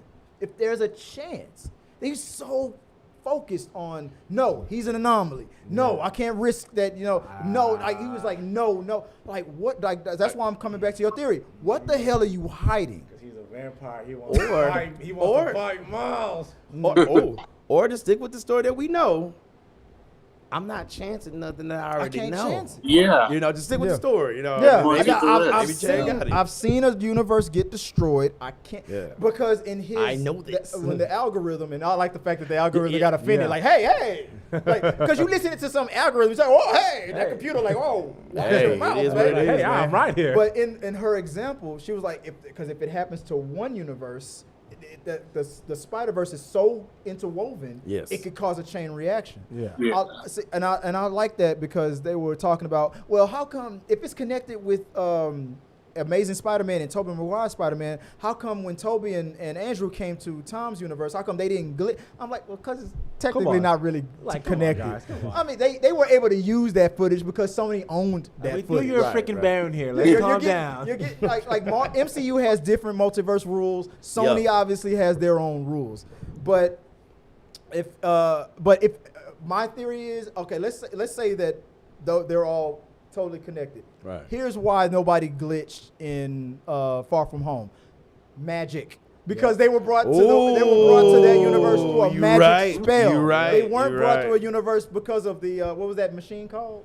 That collider. Yeah. They weren't brought in through a collider. They were brought in through magic. Not science. So that's why there. I fixed it. Yeah, there you go. Look at you, Look man. at you smart in the mug. God damn. Yeah. I'm proud of you, ain't you? Anytime there's a question, why? How come that hurt Superman? Magic. Yep. No, that's true though. You're right. That's not kryptonite. Magic. Yeah. But like, how come I can't drink out of that water fountain, white man? Why does it say whites on it? Magic. No, racism. But I love this. But that's why. So that's why they were able to show people not glitching in Far From Home. So the multiverse. And they showed that same tree, that timeline thing. They showed out. Yeah. So they showed that it's kind of connected. So is it the same multiverse of madness that Doctor Strange was dealing with? Because Miguel mentioned Doctor Strange and stuff. Or are we in another situation like? I want to say when it's all connected. But do you remember when that's gonna be cool when they do it. Remember when Agents of S.H.I.E.L.D. was still on? Mm-hmm. How that producer of that show was trying to connect it to the MCU, Yeah. but Kevin Feige was like, "No, you're over there." Well, I never understood why they did that because they had beef. They were doing it in the beginning. Kevin Feige has issues like that? Kevin Feige had beef with that dude. He was technically under him as far as rank, and he was trying to make it a connect. Like Kevin Feige had his plan. And the guy that was in charge of the TV stuff, the Netflix stuff and the TV stuff was trying to connect it. So he was like, no, because if you do something on those TV shows, like let's say a nuclear bomb went off on Daredevil Netflix. Right. Now I gotta have write a nuked New York in my movies. No, he went straight to Bob Iger and said, I'm making you almost $1 billion per movie. Why am I listening to this dude that's only making you TV shows? And Bob Iger was like, you're right. You no longer answer to him. You now direct. Then Kevin Feige was, I forgot that guy's name, but they had beef. Wow, he did not know that. He did not. The Agents of S.H.I.E.L.D. acknowledged the movies all the time. The movies never acknowledged the TV shows. Yeah, because I always thought at Endgame, I felt like, okay, they're going to show up somehow, some way to try to help. I always look for that. But even like in the later seasons of Agents of S.H.I.E.L.D., they kind of really stopped referencing them. And on the Netflix series, they never said the war in New York. They said the incident. Yeah. Kevin Feige did not want him. They referenced all the time. Funny. But the movies never acknowledged. It's funny. I just not heard about Kevin Feige's name because of She-Hulk. Believe it or not. Really? You was? I hate She-Hulk, by the way. But I'm hoping that Kevin Feige, because I know he won't do it, but I'm hoping that he feels that void that we're missing with now that Stan Lee is gone. Like he becomes more of a presence, and maybe when he's older, maybe he'll do cameos like the way Stan, when he's just not like how he did in She-Hulk. Yeah, he kind of did. Kevin Feige is not an on-screen dude. You heard about it. That whole scene, right? You heard about that. I know he was like the Spider-Man part, but the thing was like he liked the idea of him being an algorithm AI. Oh, Kevin. The one thing he did not like about it, and that bitch. Never mind. I'm sorry. Kevin on there was the hat. He was like, "That's stupid. Why would you have that on there?" Well, because we have to because you wear a hat all the time. Yeah, he does. And that's what Jessica Gao. Yeah, I don't like Jessica Gao, by the way, because the way she acted with that, and she was like, "Well, if it's not gonna be on there, then I'm gonna quit." I'm like, "Bitch, why are you still here?" If I was Kevin, I'd be like, "Go, tally ho." It's like I told you. There's so many directors and people. There's sensitive. She wasn't that good at writing no fucking way. That show sucked. Well, the show wasn't That show good. fucking his ass, bro. The show wasn't good. But she got to that point. Rick is like, Misandry. I thought we were here to talk about Spider-Man. Spider-Man, my bad. She didn't, and I'm glad she didn't write it either. There we go. Back. Yeah, see how full circle. She didn't write the shit because she sucked. That was What I'm curious about is in Gwen's world, Peter Parker becomes the Lizard. So is there another world where like Peter Parker just becomes Venom? Like that'd be interesting to look at. Ooh, that would be nice. That'd be a good introduce. They showed some black suit Spider-Man in that lobby. Yeah, yeah, they definitely did. There were some black suit Spider-Man. I gotta rewatch that. I saw a black suit Spider-Man out there. I saw one. Man, there was some thick Spider Women. I was hoping that they would show Venom a little bit, maybe one of them. But I did see a black suit Spider-Man out there. I did. They did show like Venom's universe though when the spot was going through. Yeah. He was in, that was pretty cool. I'm not gonna Beyond the Spider-Verse. I think we're going to get a proper Venom mention. If at the very least, Venom mention is probably going to happen in the next one.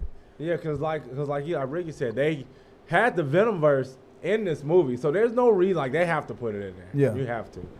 Now going towards the back towards the end of the movie where we talked about India, we got up past that. Now that chase to when Miguel was able to sucker all the Spider-Man out of that spot. Dude, I'm not gonna lie. Well, I did not think Miguel had a plan at all. Miles had a plan. I'm like, dude, Miguel was just chasing. You just running. That's all you doing. Like, this is your plan? Run. Like Peter, your mentor was like, dude, you can't just run. It's weird because he knew where to go. Because like he was like lifting stuff and he was talking to Peter and he was like, hold my baby. And he was like, dude, I ain't got time for that shit. Like, it's weird. Don't do that. Yeah. He was like, hold my baby. I'm like, no, I gotta. And like, meanwhile, all these Spider-Man coming through and then. Oh, you tricked me, you mother! Gotta go, and he just fell down, and he felt good. He felt perfect, and the other Spider-Mans, like some of them made it, a lot didn't. Yeah, that was crazy. I think both of those movies acknowledged pretty well that Peter B. Parker is technically, and I think even Miguel kind of acknowledged it, that he is the quintessential Spider. He is the Spider. Because even though Miguel was annoyed by Peter B. Parker, he still was like, he pretty much was talking to him like, out of all these Spider-Man, you are the one. I had my feel with you because he didn't disrespect me. I've had to fuck you, get out. He's like, I had my feel with you, and that was it. But yet he's not gonna kick him out. He's not gonna. You do because you can't. Yeah, you can't. Because I think even Miguel was acknowledging that he is the Spider-Man. Even though he was annoyed, like you said, like he was still like, I'm not going to insult you. Like I had my feel. I'm I'm gonna walk done away with from you, boy, man. So is Miguel is he from an Earth that just happens to be set in the year 2099, or is he from Peter P. Parker's future? Is he his future Spider-Man? Because technically in this comic book, he is from the proper universe's future in Marvel. So Spider-Man. I was thinking about that earlier on the way here.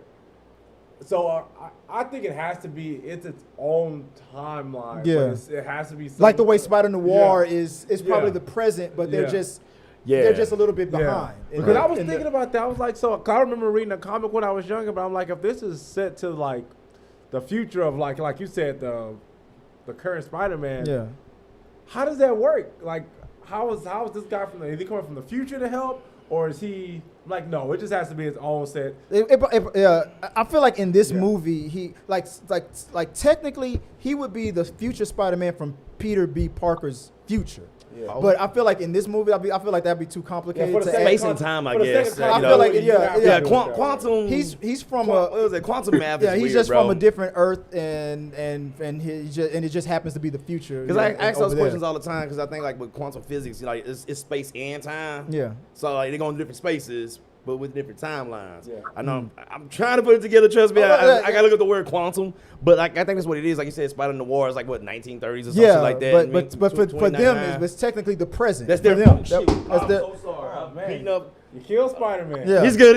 See, like Miguel had his feel of Spider-Man, and so did you. Yeah, man. My bad. I actually like this guy. So that's why I think it's what it is. Like I said, they all connect somehow, some way, because they all either a Peter or this. Well, no, I lied. Spider-Man or Spider-Woman or Right. Spider-Girl.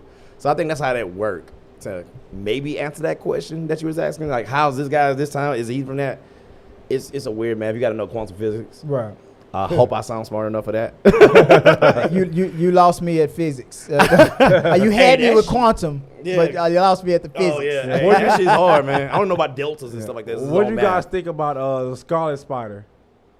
Him being all emotional and shit. Dude, That shit was Andy Samberg Yes. was the perfect Yes. choice to play. Perfect. The way you're like, all right, now I'm in the alley. Now I'm looking over here. Now I'm looking at the wall. Now, like, I'm thinking about my drama. Like if there was anybody that Miguel should have had his feel of, Yeah, it should have definitely been him. But he was Miguel's boy. He was Yeah. like, dude, I trust your ass to go. Yeah. Like, Yeah, like he's him, part of his squad. Like, yeah. like I understand that Peter B. Parker's annoying, but Scarlet was I like, dude, I was Yeah, like, drama queen. like that's really dramatic. But obviously he's a soldier. Oh yeah, Like, yeah, he's a- yeah. Ben Riley was getting to it. I man. thought that they were. I thought he was going to acknowledge that. Did he mention that I might be a clown? But he didn't. We didn't have that clown. That no, No, they ain't mentioned on this conversation. movie. No, I no, wonder. sir. I wonder if they're gonna mention that in the next Yeah, one. Like I thought that could be a I running might not be joke. the real Peter Parker. Yeah, that could be definitely a different. I thought they were running gonna joke. mention it, but Yeah, I I'm thought so, sure. too. I'm sure the Spider-Man fans that hated that comic book storyline probably don't want to go into it again. But I like Scarlet Spider's suit. Yeah. I've always Oh, liked yeah. his Yeah, he design. look cool. Yeah. I thought he was one of the coolest suits. Donald Glover, man. When you saw Donald Glover, what did y'all think about that cameo? Let's go. That's all Alright. I did was let's go. Yeah, I was like, because remember, he was rumored like a decade ago that he was going to be Miles Morales. Yeah. Yeah. He is in No. this movie. The creator of Miles Morales acknowledged that it was that skit that he did on YouTube. Oh, that's what it was? Yeah. He said that inspired him to create Miles Morales. Yep. Donald Glover gets Yep. the credit. He helped create Miles Morales. And Really? even in the show Community, It because I'm all- rewatching it right yeah. now, and it's basically Yeah. show. Of course, he wears like Spider-Man suits like that. And I remember when that show was out at the time, Right. it was a reference to that YouTube video Yeah. that you just mentioned. Like, Really? everyone wanted him to be Miles Morales. Yeah, I think it would've been and that's perfect. why I thought he was on the movie. Yeah, When I he first was- I go, yeah. I know why he's here. And it all came full circle. That, And he was just that a he was prowler. playing, like the Prowler and stuff. Yeah. When he was on not far from home, Homecoming, he was Yeah. like, hey, I got a nephew out here Yeah. and stuff. That first little Miles Yeah. mention, and that then which led into Spider-Man Into the Spider-Verse, Yeah. which now go full circle Ta-da. again. Now Yeah. he's in the Prowler uniform. Like Yeah. it's on your camera Yeah. right now. Oh, There, bam. yeah, there Damn it it, goes. it's already We missed it gone. again. Yeah. Oh, that's sad. Why we seeing this? That's it. But he was, God, but that they had that moment where Donald Glover was just minding his business, and he's like, you know, it's rude to stare, right? Like, Yeah. he was like, damn, this is what my uncle looks like with hair and. and These hair jokes, too. So it's like that. Also, that conversation also messed with a lot of fans. And Ricky, let me know if you agree with this. The question is, like, why is it that when a person comes from another universe in this Sony line, like when Peter Porker comes into any other universe, he's still a cartoonish kind of a character. Yeah. The way Miguel was drawn, the way everybody was animated, they still keep like Spider-Punk is the best example. Yeah. Oh, that's great. His changing colors and stuff was still happening no Yeah, matter that's where neat. he was. Yeah. But in Far From Home, like because they were all human. I know, but Donald Glover, you know, he was still in his human form. Right. Would it have made more sense that you would change depending on what universe you were in, or do you like the fact that they stayed the same Oh, no, it's- no matter where they were? Yeah, no, I like they the earned fact that that money. they were their original selves. Because in any other movie, you would change To that universe. wherever universe you're Yeah. going to. Well, I was gonna say, if you go back to the Lego Spider-Man, when he opens up his wrist, you see 2099 still my in fault. his cartoon form, like in his animated style. Wait, say that again? Is it? Whenever it goes to the Lego universe, you see like Peter Parker open up the wrist and he's talking to 2099, and he's still in his animated form. Oh, Well, you're talking about the Lego? Yeah. You mean, Yeah. Lego. So yeah. And his little thing was like in that universe. Yeah, he was still the same. Yeah. So I mean, like back in the day, like any other movie, like if you get sucked into a certain universe, you would you're a part of change. it. You would adapt. Your skin would change to that universe. But in this, it's like no. It's in Spider-Punk's universe, the colors change and stuff all the time. But except for in Gwen's universe, and when Gwen was in her, because the artists already acknowledged that they were doing a lot of the they were acknowledging like the style and stuff, the trans flag colors and the mood, and in her universe the mood would change depending on what was happening in the scene. Like you notice that when she was having that conversation with her dad, when it was awkward, the colors were a certain way. Yeah, the second it was they a different hugged, hue. the colors changed. Like the whole her universe was like a mood ring. It would it would change depending on what was going on, and that didn't happen when she was in any other universe. When she was in anybody else's universe, her skin didn't change like that. But when she was back in her universe, the skin, the colors would change a lot. So that rule obviously don't affect everybody. But Spider-Punk, he was like, it don't matter where the fuck I am. That dude's an anarchist though. He don't give a damn. And they're like consistency. It's a metaphor for capitalism. Yo, I was digging his character though. That was funny, man. Dude, when this baby's an anarchist. Peter Parker's baby.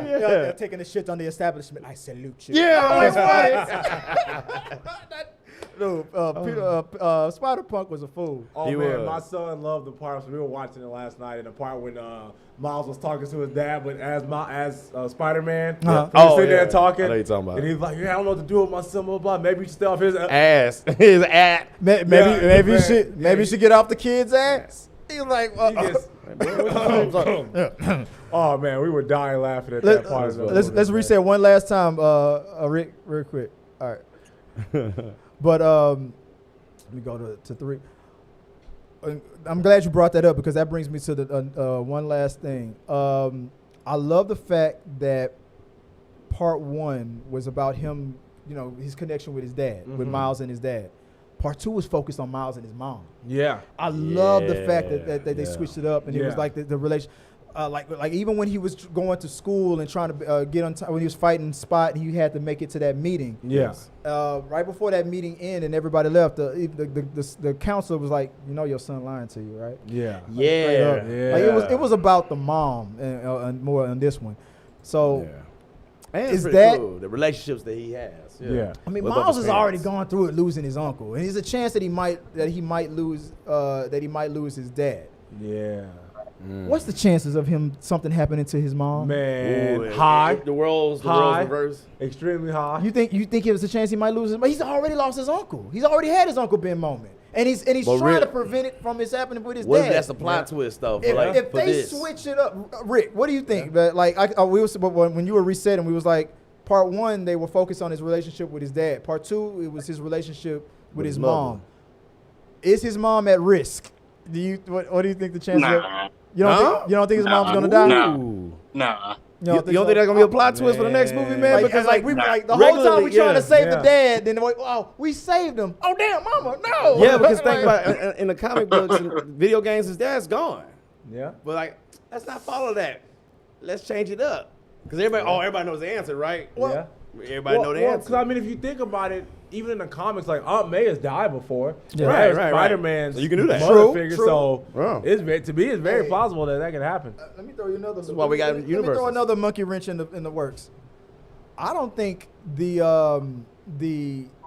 Gwen's dad quitting thing changes a damn thing. You don't think so? Oh. Think about it. I think so. She said, "Wait, you quit? You're not a cop anymore? When did you decide that?" In the middle of that conversation. He didn't turn in his letter of resignation.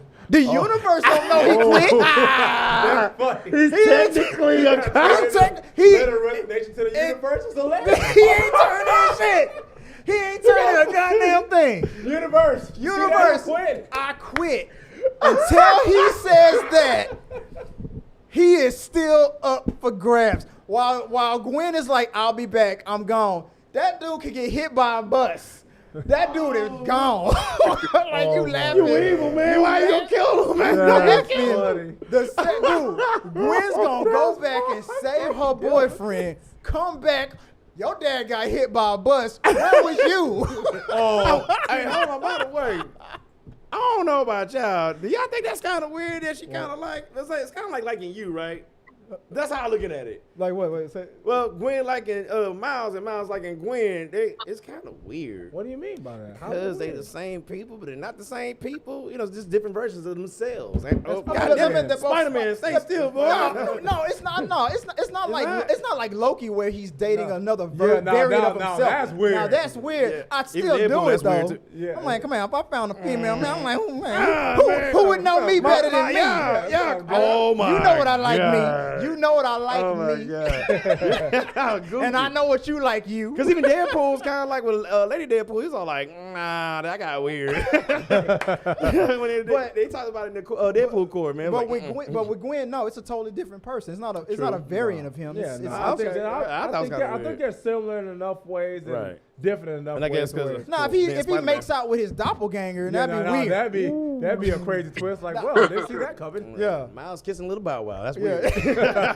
No, I just think that until her, I mean, if all he has to say is I am no longer a cop, like if that's enough for the universe, you can lay it down. That's fine. But if that's enough for the universe to affect the canon event, then that's fine. Okay. How is Miles gonna convince his dad to quit? I don't know. I don't think I agree. Yeah, Like, I can't see But that. his dad, look, and his dad is you know who voices his dad, right? Who's that? Did you ever see Bullet Train? Yes. The black dude. Paperboy? Paperboy. Yeah. Paperboy. Oh, Paperboy. That's all you have to tell me. And the second I saw that in IMDb, I can't that's unsee true. it. I can't unsee it now. I'm like, yeah, that is his voice.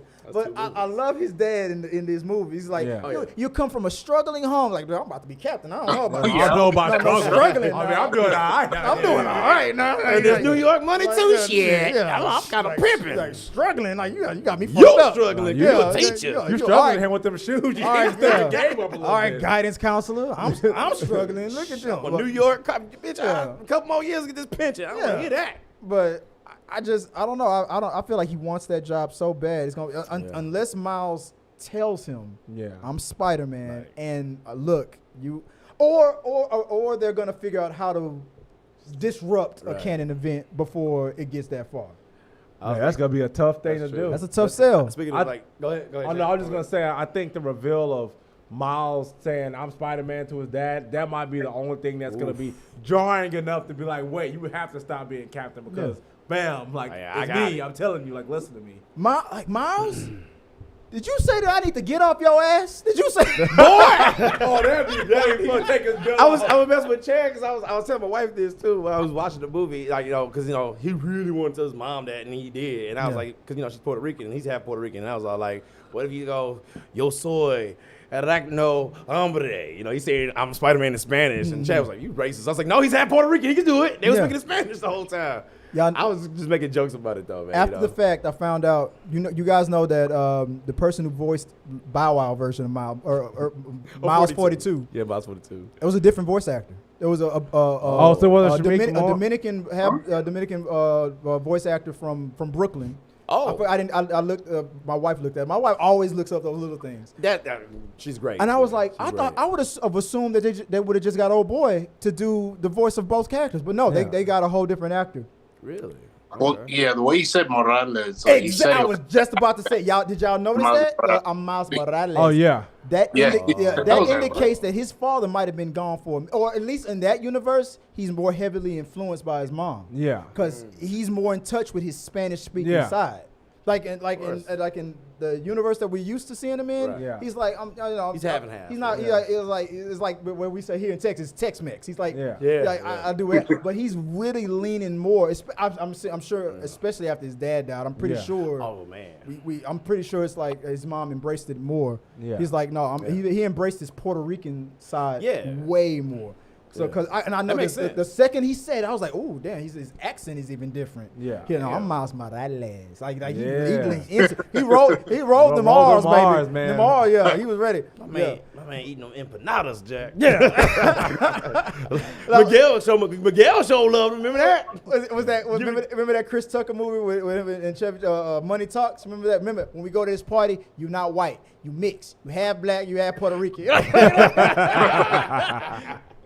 But dude, I'm so excited about Beyond the Spider-Verse. man. Before we wrap it up, let's go back to Spot real quick. Okay. Oh yes, please.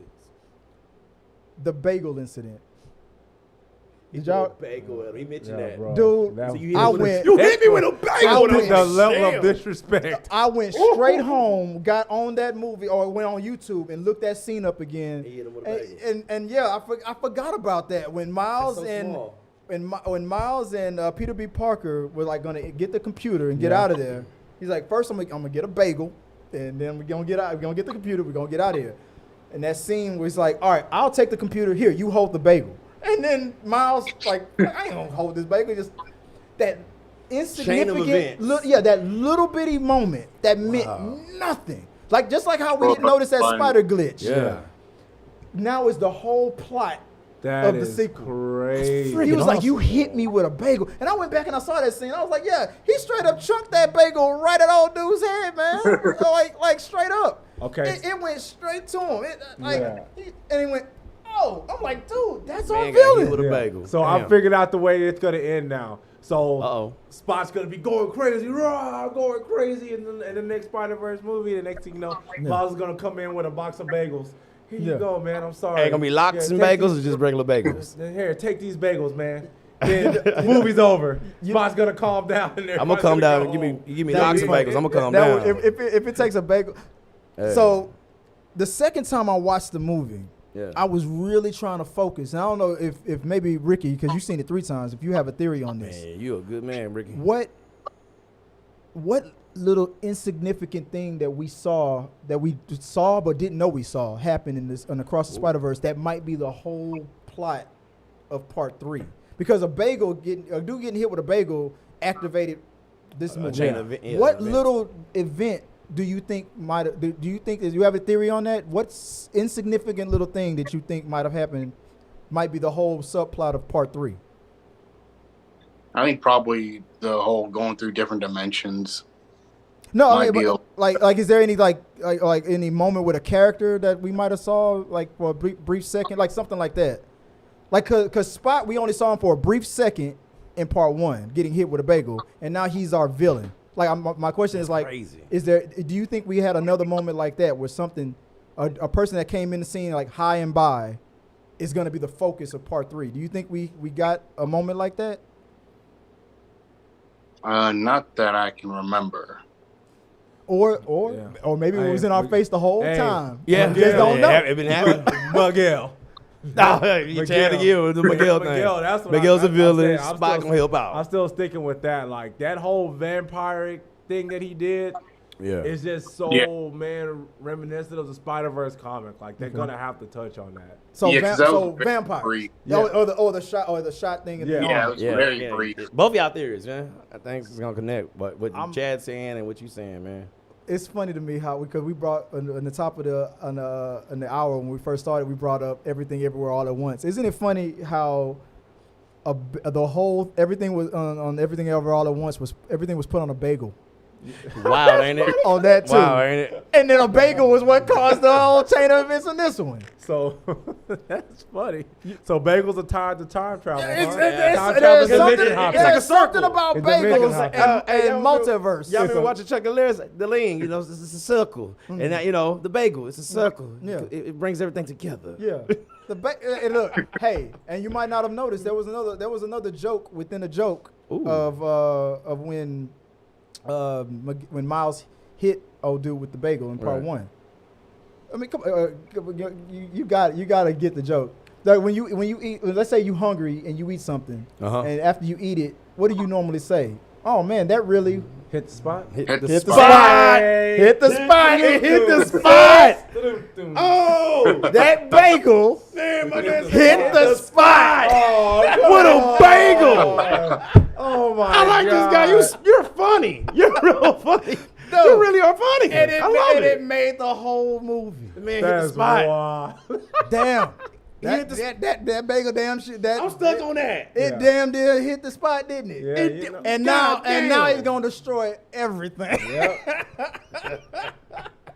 Oh my god! Like, hey, your actions have Is that a consequences. dad joke or what? Dude. I don't know if it is or not. It's a good ass joke. Your actions have consequences, Mr. Morales. Look, but I love these theories, man. The vampirism. My theory that that he's gonna have to convince the evil Miles to step up and hopefully convince him to become a hero. Before he gets out of there. How are we gonna convince Miguel to calm the hell down and not be so focused on these canon events and figure out there's another way? Pretty much they didn't show Kingpin, and where Miles is the Prowler, they didn't show Kingpin. I mean, I feel like they kind of wrapped. They wrapped that up pretty good because he wasn't too important in the last movie either. I mean, he was there, but he wasn't like he wasn't the centerpiece. You know what I mean?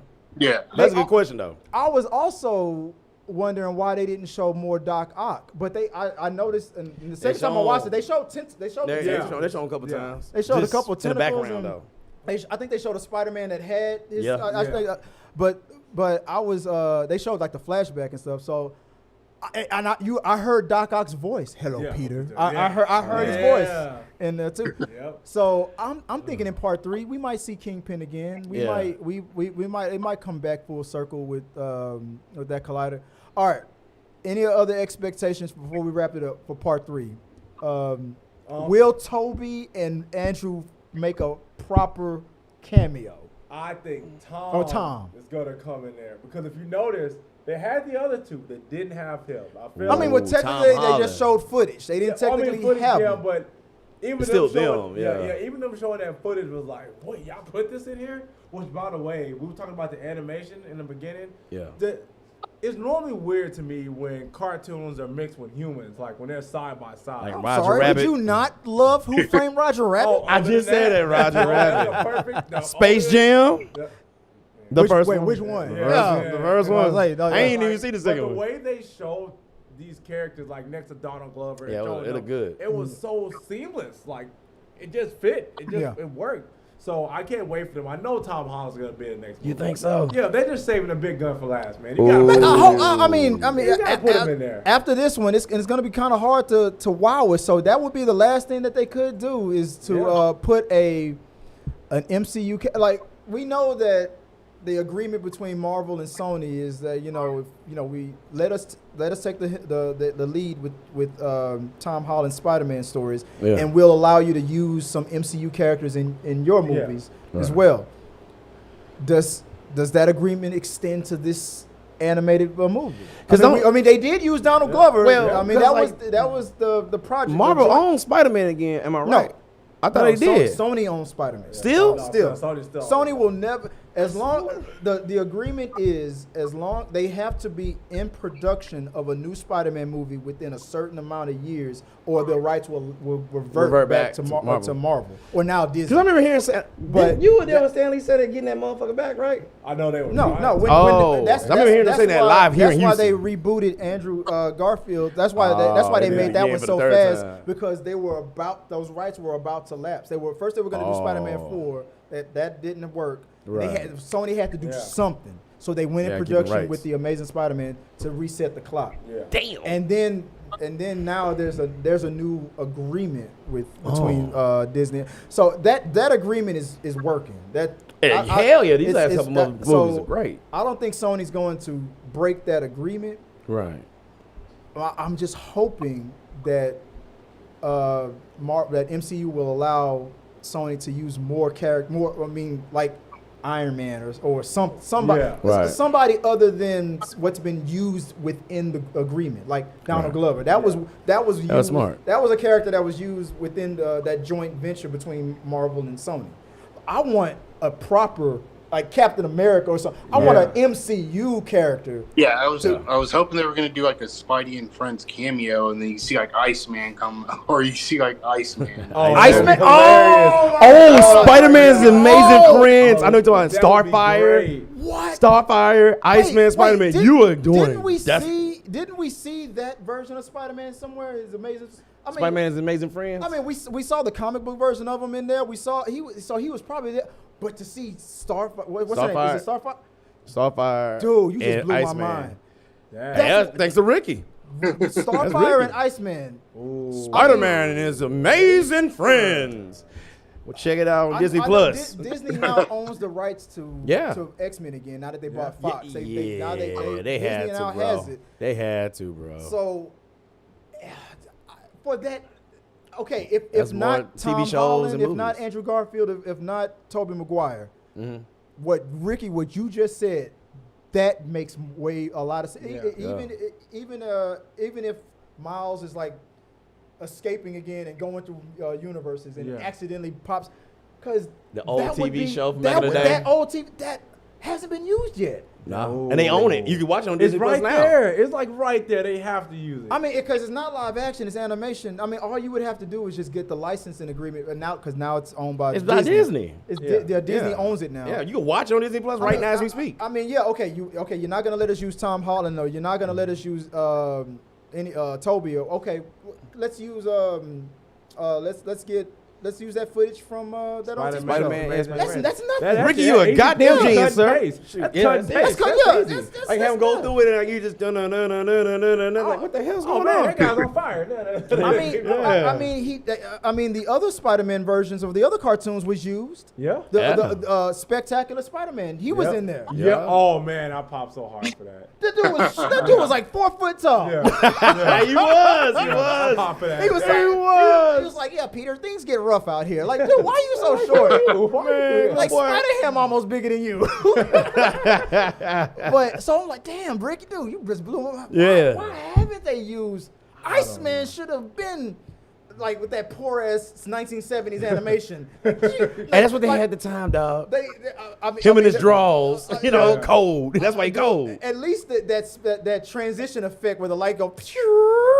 At least that. Yeah. Something. A shout out or something. Damn, They have Spider-Man. to. I forgot about that cartoon. Damn. Hey, I That's watched a the good whole thing theory. on Disney I like- Plus. That's a good one. I like that. It's That's a good watch. okay. Spider-Man is made for that's a good one. I'm still hopeful that Or that Spider-Man cartoon that was based off that. Yeah. Yeah. So Any other theories? We already said Miguel. The mask for Miguel is yeah. probably gonna slip. Yeah. He's probably the villain. Yeah. Spot. Oh, why the universe got destroyed is really him doing that. I think when the universe is all coming to an end, I think Spot's gonna be the thing that's gonna save it. When he came to Miles, like our Miles' universe, he just ripped right through it. You notice that? It's like, damn, how you came in so gangster, everybody just come through his portal. Yeah. That's control right there. That's like control. He can just pop in and out like as he want to. I love that scene when Spider-Punk and them were there to try to take Spot out after Spot had all that confidence. Yeah. And when he saw Miles was like, I'm gonna try something, and it was a brief little conversation. Spider-Punk was like, you need to use your whole palms next time. Like, how did How would you know Spider-Punk that? know How would you know anything that? about His abilities? his abilities? Because does Spider-Punk have electric powers? I don't think he had. No, he I doesn't. don't think so. But for some, or maybe it's just a metaphor. Like, well, just try instead of using your fingertips, try to use your whole hands next time. And Probably saw him from a distance. it's probably what? I say you probably saw him from a distance. Oh yeah, he Just saw him trying to do it, absorbing and then Spider-Punk was like, use he your was whole training hands him. next time. Yeah. And then when it was serious, when he was trapped. Yeah. Yeah, that's when he did. Did you notice Spider-Punk I was was like- Spider-Punk I didn't was say like- anything. He was Yeah. in the background. He just looked at Miles and went. Yeah, he was proud of And him. Miles knew exactly what to do. He's like, Yeah.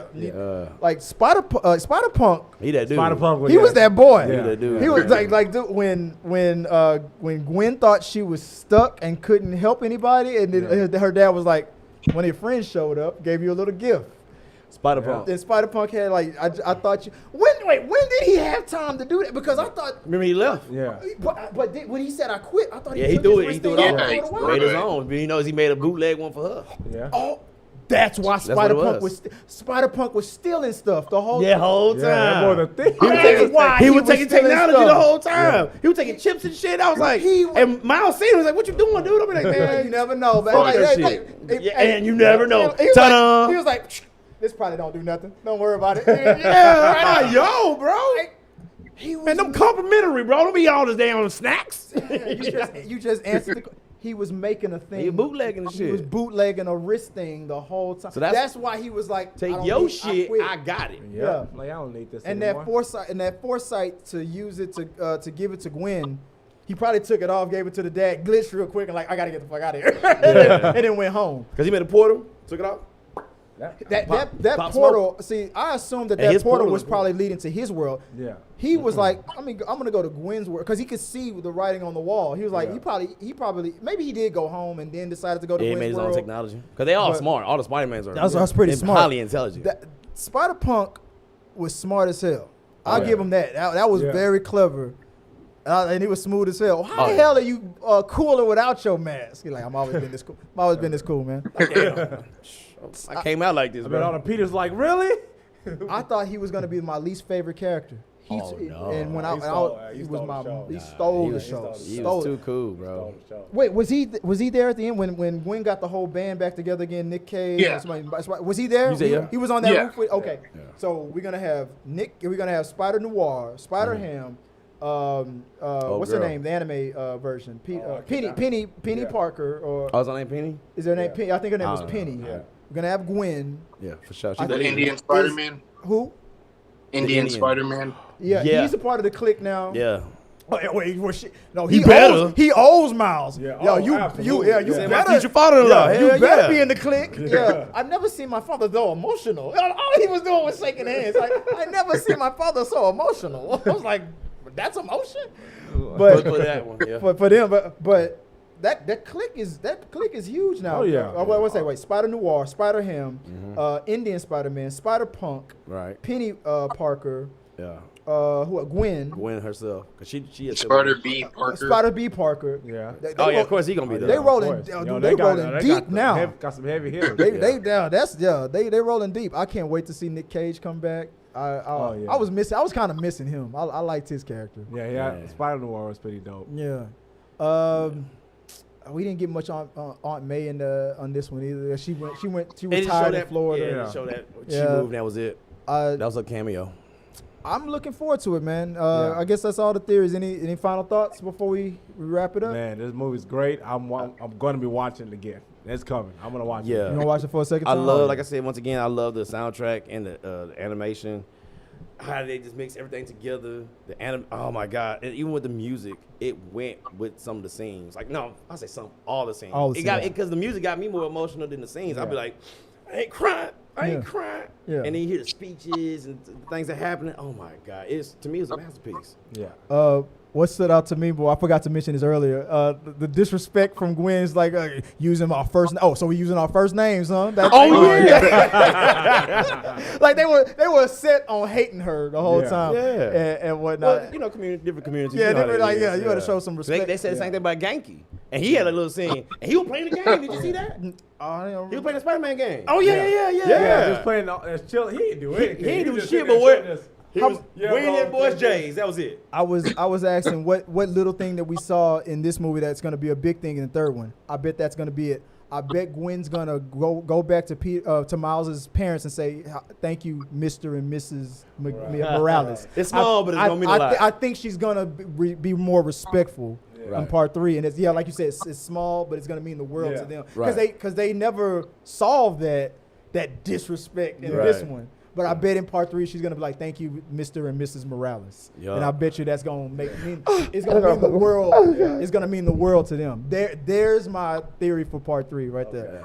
All right, let's wrap up. We did it's a 2-hour. I know my spoiler talks. It kind of gets all over the place. I know you got to edit, so it's gonna cut down probably like an hour and 50 minutes. Watch. No, I'm gonna upload this whole thing. I ain't editing. Word? I don't feel like shit. I'm gonna just edit.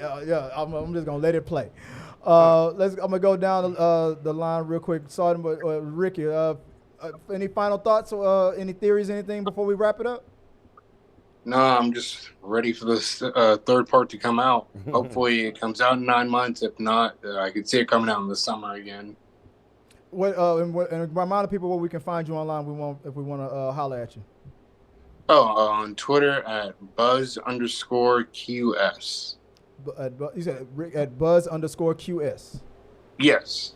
All right, and coming down the line, starting with you, where can we find you online? Appreciate you for being here, man. I'm Chad, one half of the Fusion Haa Podcast. You can catch us on Instagram, TikTok, Twitter, YouTube, Twitch, at the Fusion Haa Podcast. And I'm Jeremy from the Fusion Haa Podcast, the other half, the cool half. I'm joking. Chad already gave you like the visuals and stuff like that. I'm gonna give you the audio, so you can catch us on Spotify, iHeart, iTunes, what it called, Amazon Music, Stitcher, Bullhorn, No BS, or wherever you can find your podcast. And you definitely can find them next year at next year's Comapalooza. We gotta all really be there. For sure. We gotta work that out. Make sure that happens. And as always, guys, appreciate you for watching this. If you suffered through all of our craziness and wildness, I hope you enjoyed our take on the Spider-Man Across the Spider-Verse spoiler talk. Send us your theories, your questions, your comments, your concerns. What do you think is gonna pop off in the next one? Are you looking forward to it? Where do you rank this movie? Is it your favorite? Is it the greatest comic book movie of all time? Is it just the best Spider-Man movie of all time? Was it just okay, or did you not? There's some people out there who totally did not like it. You're not weird. You're blasphemy. But hey, if you like it, I love it. I know stuff like this is for everybody, but I'm glad that it's the reviews and everything for the most part. We're almost all of us on the same sheet of music. Okay, it was a good time. It was a good ride, and they Sony today also this week they acknowledged that it will just be a trilogy. The Beyond is where it's going. But I don't think that's where it's going to end. I think this will be a trilogy. But I foresee you think they'll spin-offs. do the live action one? Oh yeah. I think there's going to be spin-off. I think there's going to be a Gwen one. alone. Oh yeah. Well, there is a Madam Web movie coming out. Well, no. I'm talking about, really? I'm just talking about the Cool. anime. Yeah, we know that one's coming. I'm talking about the animation stuff from this universe. I think. Yeah, you don't want to bastardize. I think Gwen is going to have a standalone. That's cool. And maybe Miguel, maybe. But I don't think this is the end of this universe. I or think there'll Peter be B. some Parker, spin-offs. which would Hey, Peter B. Parker. Him and That baby alone. Baby Yoda. That could be their Baby Yoda. Oh yeah. And we know that Oh, if you can get the kids like that baby was adorable. That's yeah. their Grogu. That's Yeah, their you're right. Grogu. That's their Grogu. The second she put that mask on, she was like, Yeah, she was let's really go. pretty. She's like, hey, don't tell your mom, but we about to do the damn thing. Yeah, we gonna make this money, Sony. All right, guys, I appreciate you guys for watching. Until next time, have a good one, guys. Peace. Hey guys, thanks for watching this video. I really do appreciate it. Hit the subscribe button, like, and comment your thoughts on this topic or any topics that you think that we should talk about in upcoming videos. Also, you can follow us at T3Media on Instagram, Twitch, Facebook, TikTok, Twitter, and we also have a T3Media Studios podcast where we post our movie reviews and episodes of The Rundown. Till next time, guys.